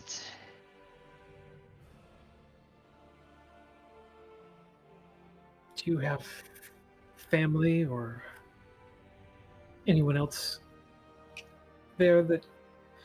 Aye. The whole clan is there. So There's he's no place for them in the world. But I was keen in the mind. Kept it together more than the rest. So the abbot sent me here. On the way, I met a old lady, and she gave me this lucky charm that kept me safe on the road. and he holds up the talisman with the eyeball. So that was not a gift from Lord Strahd. No, I think her name was Martha, maybe. Morgantha? Oh, that sounds right. Smelled like cupcakes, she did. We shared some talk of the trade. Where did you meet her? Along the road here. I skirted the town of Valakai for reasons well seen. I saw her on the east road, near the old castle gates. The castle gates is a landmark that at the crossroad that goes south towards the windmill and west towards Valakai and east towards the castle. Robin is going to eye the eye again. Oh, This it time. eyes you back. Mhm. Like, does it seem? I mean, I know it's like a Insight. yeah. Yeah. He's looking at the eye too. Yeah, you get the sense that the eye is meaningfully looking at you and studying you. Robin is going to take her one good eye Hmm. and just like she still has her arm like reassuringly on. Uh, oh shoot! Forgot his name. Cyrus. Cyrus on Cyrus's arm, but she's going to look straight into that eye, and she's just going to say, "Interesting. We have some unfinished business with Morgantha." Oh, well, you do seem to be of the foodie persuasion.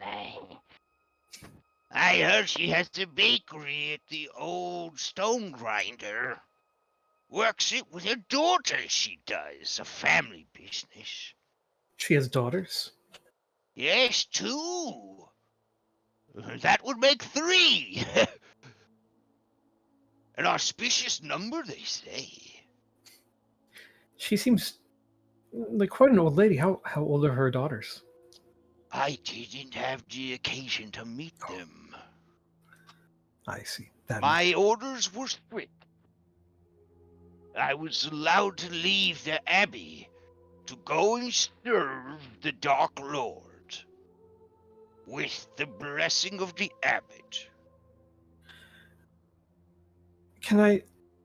I'm sorry. I know we're trying to leave, but your story has caught my interest, and Oh, he blushes again because, like, damn, he has never done this well with women before or after his curse. Like, god damn.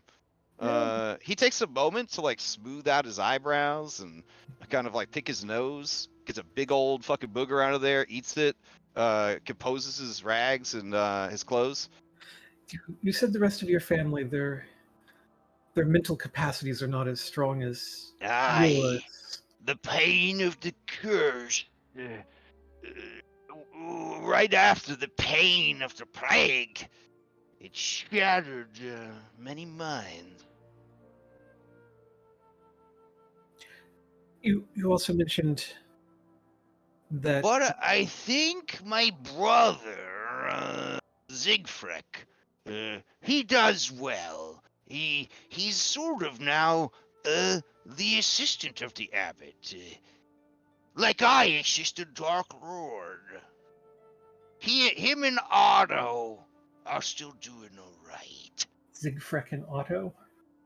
That's when Irenia snaps her fingers and says, starts to say something, and then miraculously does not say anything.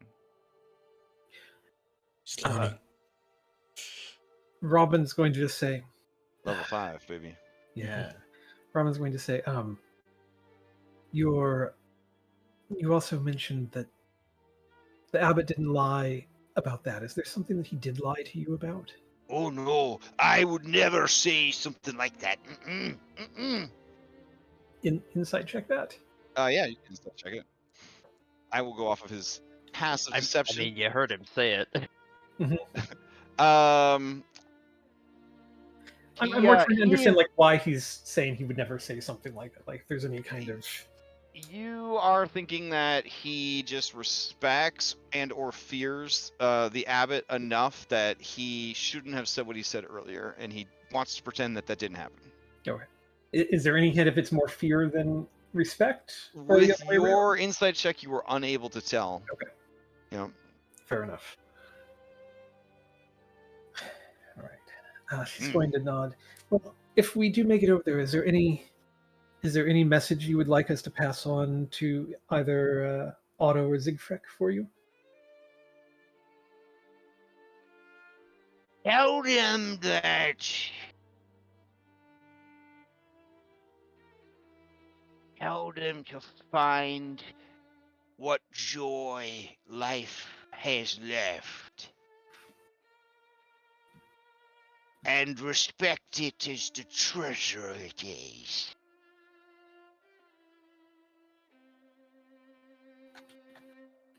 That's good advice, I think, for everyone, isn't it? I learned that from the master, I did. Was in a real right state when I got here, but his patience and kindness helped me through it. And now I'm big shot. In charge of a bunch of the Castle Ravenloft, imagine that. She'll smile. This old girl, He kind of like starts like massaging the wall. she can be feisty, you know. Took a long time to earn her trust.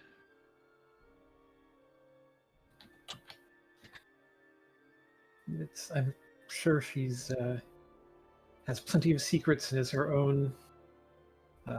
Oh, Her so own many. Well, Robin's going to smile and she's going to say, "Well, perhaps sometime, the next time we're able to visit, perhaps we can sit and talk about the castle some. Tell me some of your favorite things about it." Fair enough. I have kept you too long, and I am tired. We keep a nightly schedule around here.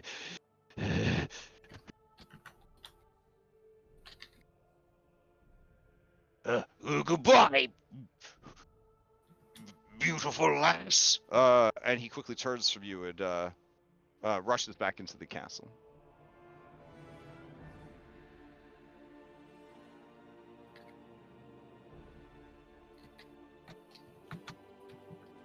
All right. And you guys find yourselves crossing the drawbridge. Immediately after the last one of you crosses the bridge, it goes back up, and then you hear the two portcullises.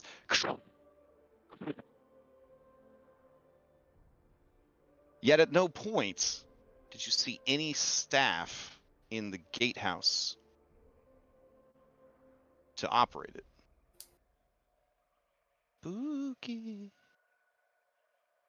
Maybe the spookiest thing that happened the whole session. I don't know.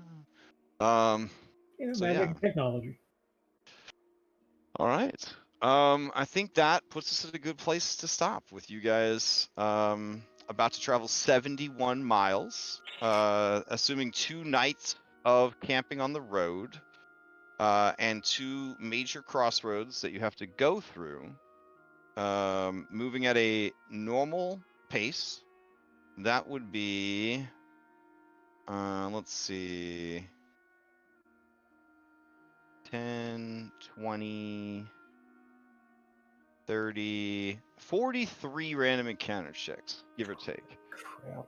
All right. I'm glad we didn't take that exhaustion. Are we gonna cut through the Vistani camp? I feel like we would if that saved, Like stop by. I think that increases distance. No, I thought last time we skipped encounters going through the camp. I might be wrong. It is less distance if you take that route, but you would not have road encounters. You would have lake encounters because you'd be near the lake. So it would be a higher. We it's do a need higher, a fish. It is a higher chance of DCs if you want to do that, but you can. Do A little plural hunt, Charlie. Oh god. do we get a cool I Survived Castle Ravenloft Oh yes. sticker? A sticker, Yeah. Let's see. Where's that Castle Ravenloft sticker? Let's see. Castle Ravenloft sticker.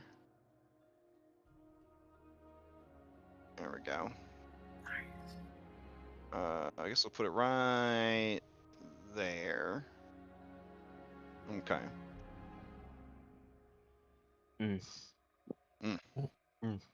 I would love to get these made, like really cool. as like As real stickers. stickers. They've been so fun to make. So That'd actually be kind of cool to look at. Yeah. Just like at work. yeah, this is the one that inspired me to do it because I saw this one on Etsy and I was like, oh, that's adorable. And then I was like, what if? What if? Yeah. And then Yeah. I've been making all the other ones. So, well, all right. You know what? I didn't make the Seattle one, because it's kind of already covered. But I did dirty it up. Okay. So. That's making it. But the others were really fun to build. It's been a lot of fun. Okay. So I feel like congratulations are in order. You guys survived Castle Ravenloft, survived Dinner with Strahd. You have looked the BBEG in the eyeballs, and walked away, which is great. What even is this kind of D&D adventure where you meet the bad guy before like the final moment? A good amount of them now. Apparently one of the better ones that they wrote for 5th edition. That's for sure. It- But yeah, a lot of more recent ones are like that now. Yeah, I know. yeah. It's I better. mean, it's It's just a better. good It's better. narrative, you It's know? better Yeah. storytelling. It's better storytelling. Yeah. Like, one of my gripes about like the older video games, especially like the Final Fantasy games, is like you hear about the bad guy a lot, but you don't really see the bad guy, and then you like fight you fight him, and then it's even worse. Then they're like, haha, that wasn't even the real bad guy. And then another dude shows up that you had never heard about, and he's like, I'm the real bad guy. And My it's like, plan. Let me tell you yeah. about it. Yeah, it's like, wait, what? Yeah. So it's one of the reasons that Final Fantasy VI is one of the best Final Fantasies, because like you meet the BBEG early on, and you don't know he's the BBEG yet, and then when he does become the BBEG, you're like, what? Yeah, so it's really good, and like you have a long history with him by the time you go to beat his asshole in. So yeah, it's pretty good. Same with 7. Yeah, oh, absolutely, right? Absolutely. Like Yeah. 7's a great example of I don't understand why everyone thinks this guy is a big fucking deal and a hero. He's obviously the bad guy, and everyone's like, Yeah. "No, he's a superstar celebrity. We love him." Yeah, That did a good job. yeah, it's good. Whew. All right.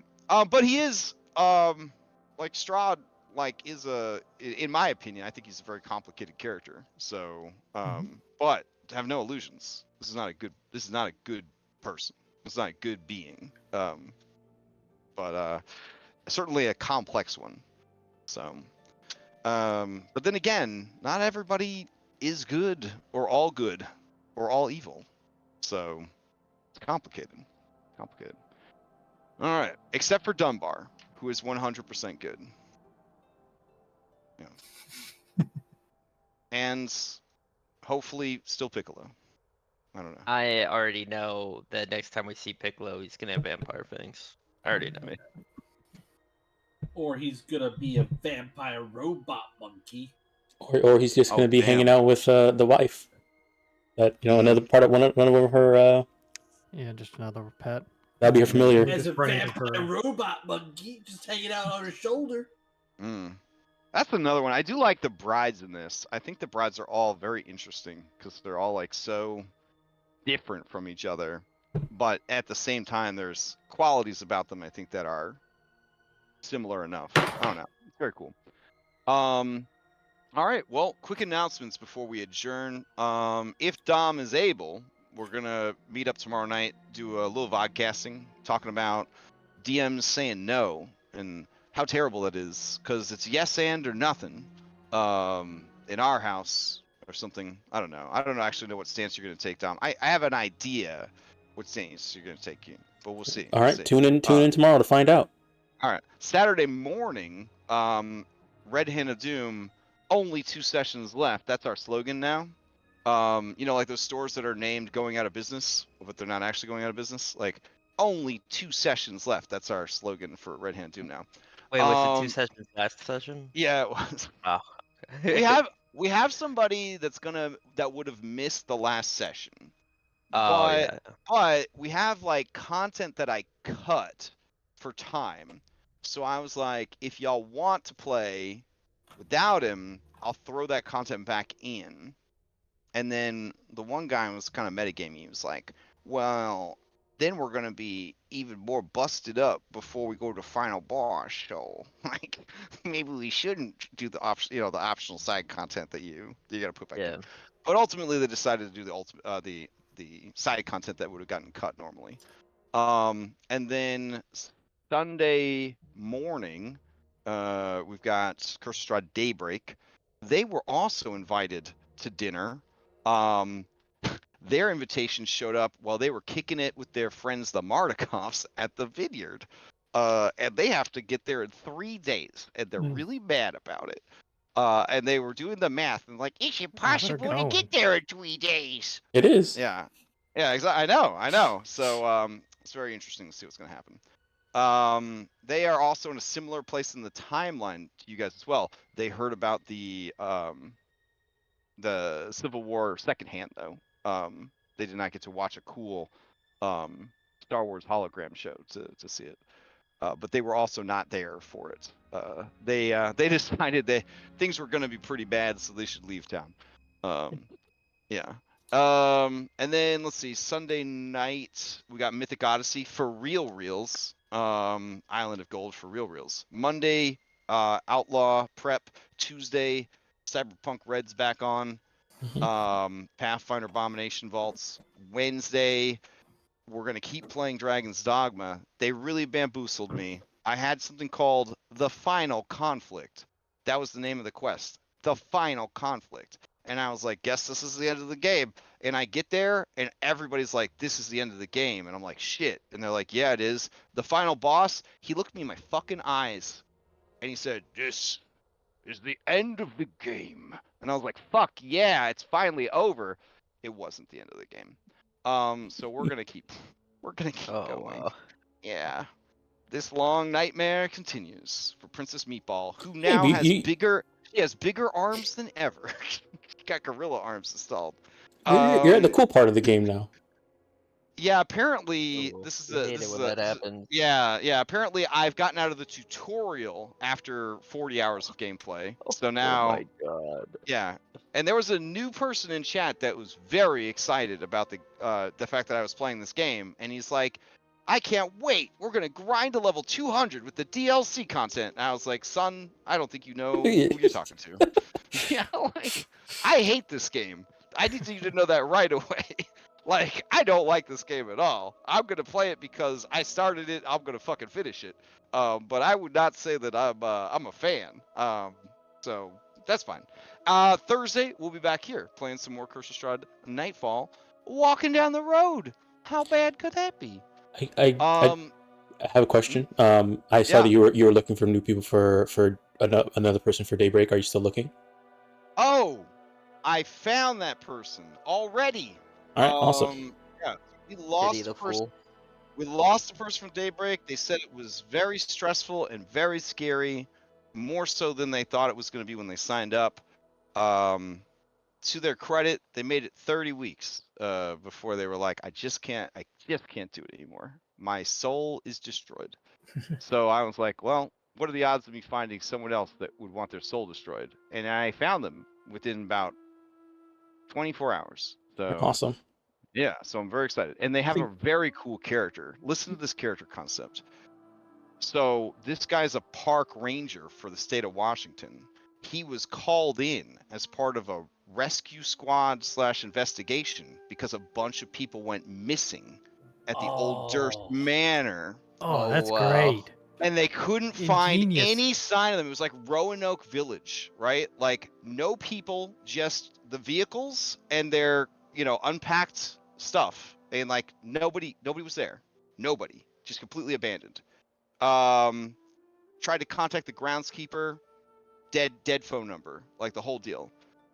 So this park ranger for the next like couple of weeks keeps having like nightmares about the house. Can't stop thinking about the house. Can't stop thinking about this mystery. Wakes up in a cold sweat in the middle of the night, gets his service animal, gets in his pickup truck, drives up the mountain. There's no manor. Starts looking around, leaves the truck, right? Him and the doggo, they leave the truck. They're looking around. Mist rolls in. Oh no. Yeah, and then he walks out of the mist, and he's in a fucking vineyard? Question mark. There's grapes everywhere he could see, and off in the distance, a small stone house. Wow. And so, yes, I was like, damn, dude. I was like, that's a good fucking character, man. Like, that's a good intro. Like, I have high hopes for this player. So I'm like, damn, that was really good. Yeah. Also, automatically so- ties into the rest of the group too, because it's the missing people you're looking for. Yeah. Possibly. Yeah, it was Yeah. great. I'm Yeah. impressed. Yeah, so I was like, It's a damn, shame that's I can't really watch good. it. I hope this new person is ready for all the anxiety of them bringing their beloved pet on this adventure. Yeah, they shouldn't have brought the service dog. I hope he's ready to die in 5 sessions and come up Aw. with another cool character. Maybe. I mean, that's the thing about the injuries and the random encounters and everything else. Like, I was talking to Lexaeus about it. That this reminds me so much of Kingdom Death, which is like a horror board game. That's sort of like if Monster Hunters and Civilization had a baby that was raised by Dark Souls, that was a board game. That's what Kingdom Death is. So you play like a civilization in a hell dimension that you start with like 4 cavemen, like 2 cave women and 2 cavemen, and you try to like start a civilization and survive in essentially hell.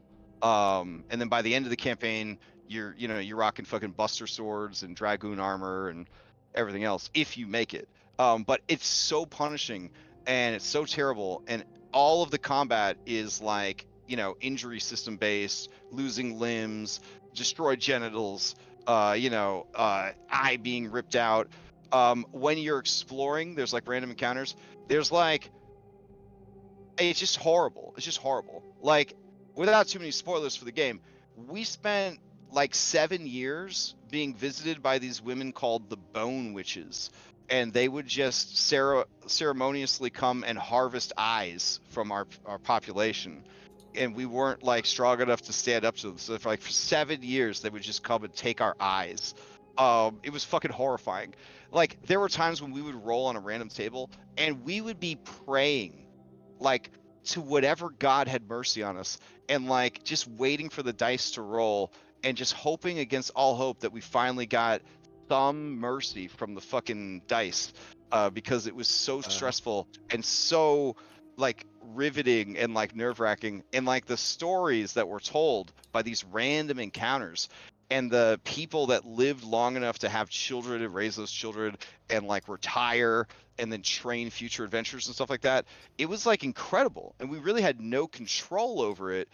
We were just experiencing and telling the story as that story was unfolding, with us and around us. It was so cool. And like, I feel like this campaign, because it doesn't give a shit about any of you guys, like there is like meaning and value that is just sort of being created as you go, right? Like things that we could never have planned for, things that we don't know are going to happen until they happen. Like Esmeralda, famous D&D NPC, fell off a fucking cliff, died like a chump basically. Like, that's not how that's supposed to happen, you know what I mean? But like, by honoring these terrible rolls, these terrible tables, these terrifying random encounters, the people that live, the people that make it, like, that is so much more incredible and impressive. And a lot of it might be dumb luck. Most of it's going to be dumb luck, but in a way, that's kind of how things are, like, yeah. So I think it's been very fascinating to watch these stories kind of unfold. People making it a long way unscathed, people being put through the meat grinder and coming out changed, people just giving up, and then people like never even getting a chance. Like, it's just crazy, just crazy. It's been very, very fascinating. I hope it's been enjoyable for you guys. I'm sure it's very stressful and like maybe even gut wrenching at times, but I don't know. Like, I think it's really neat. So it's definitely different than any other games that I've run or played in a long time. So it's been, I don't know, it's been a nice change of pace, but maybe not for you guys. I don't know. So, anyways, sorry to go on a rant like that, but yeah, does anyone else have any announcements before we adjourn? Any games you're trying to start? One shots you're trying to run? Darby, you had some stuff going on. Yeah, next Friday I'm running Bounder's Wonder, one of the scenarios from it. So that's a one-shot in the Pathfinder system. Sweet. I still have open slots for that, so Alas, Friday's date night for me, or I would definitely sign up. But just keep putting it out there, hyping it up. I'm sure people will sign up for it. Everyone's very curious about Pathfinder right now. So This is going to be Alright. Darby's first game running on the server. oh, nice. well, Okay. it should be an interesting experience for everyone. I'm Alright. very interested to see what you're like as a DM. Yeah, So same we'll here. see. Yeah, are you a yes and? I guess we'll find out, and we'll discuss it tomorrow. Mhm. Okay. On that note, sadly, we have to stop playing. I would have loved to see more of this tonight, but yeah, we are at time. So, we'll see how the road treats you guys next week. All right. All right. Night, guys. Take care. Yeah. Dragon Crush.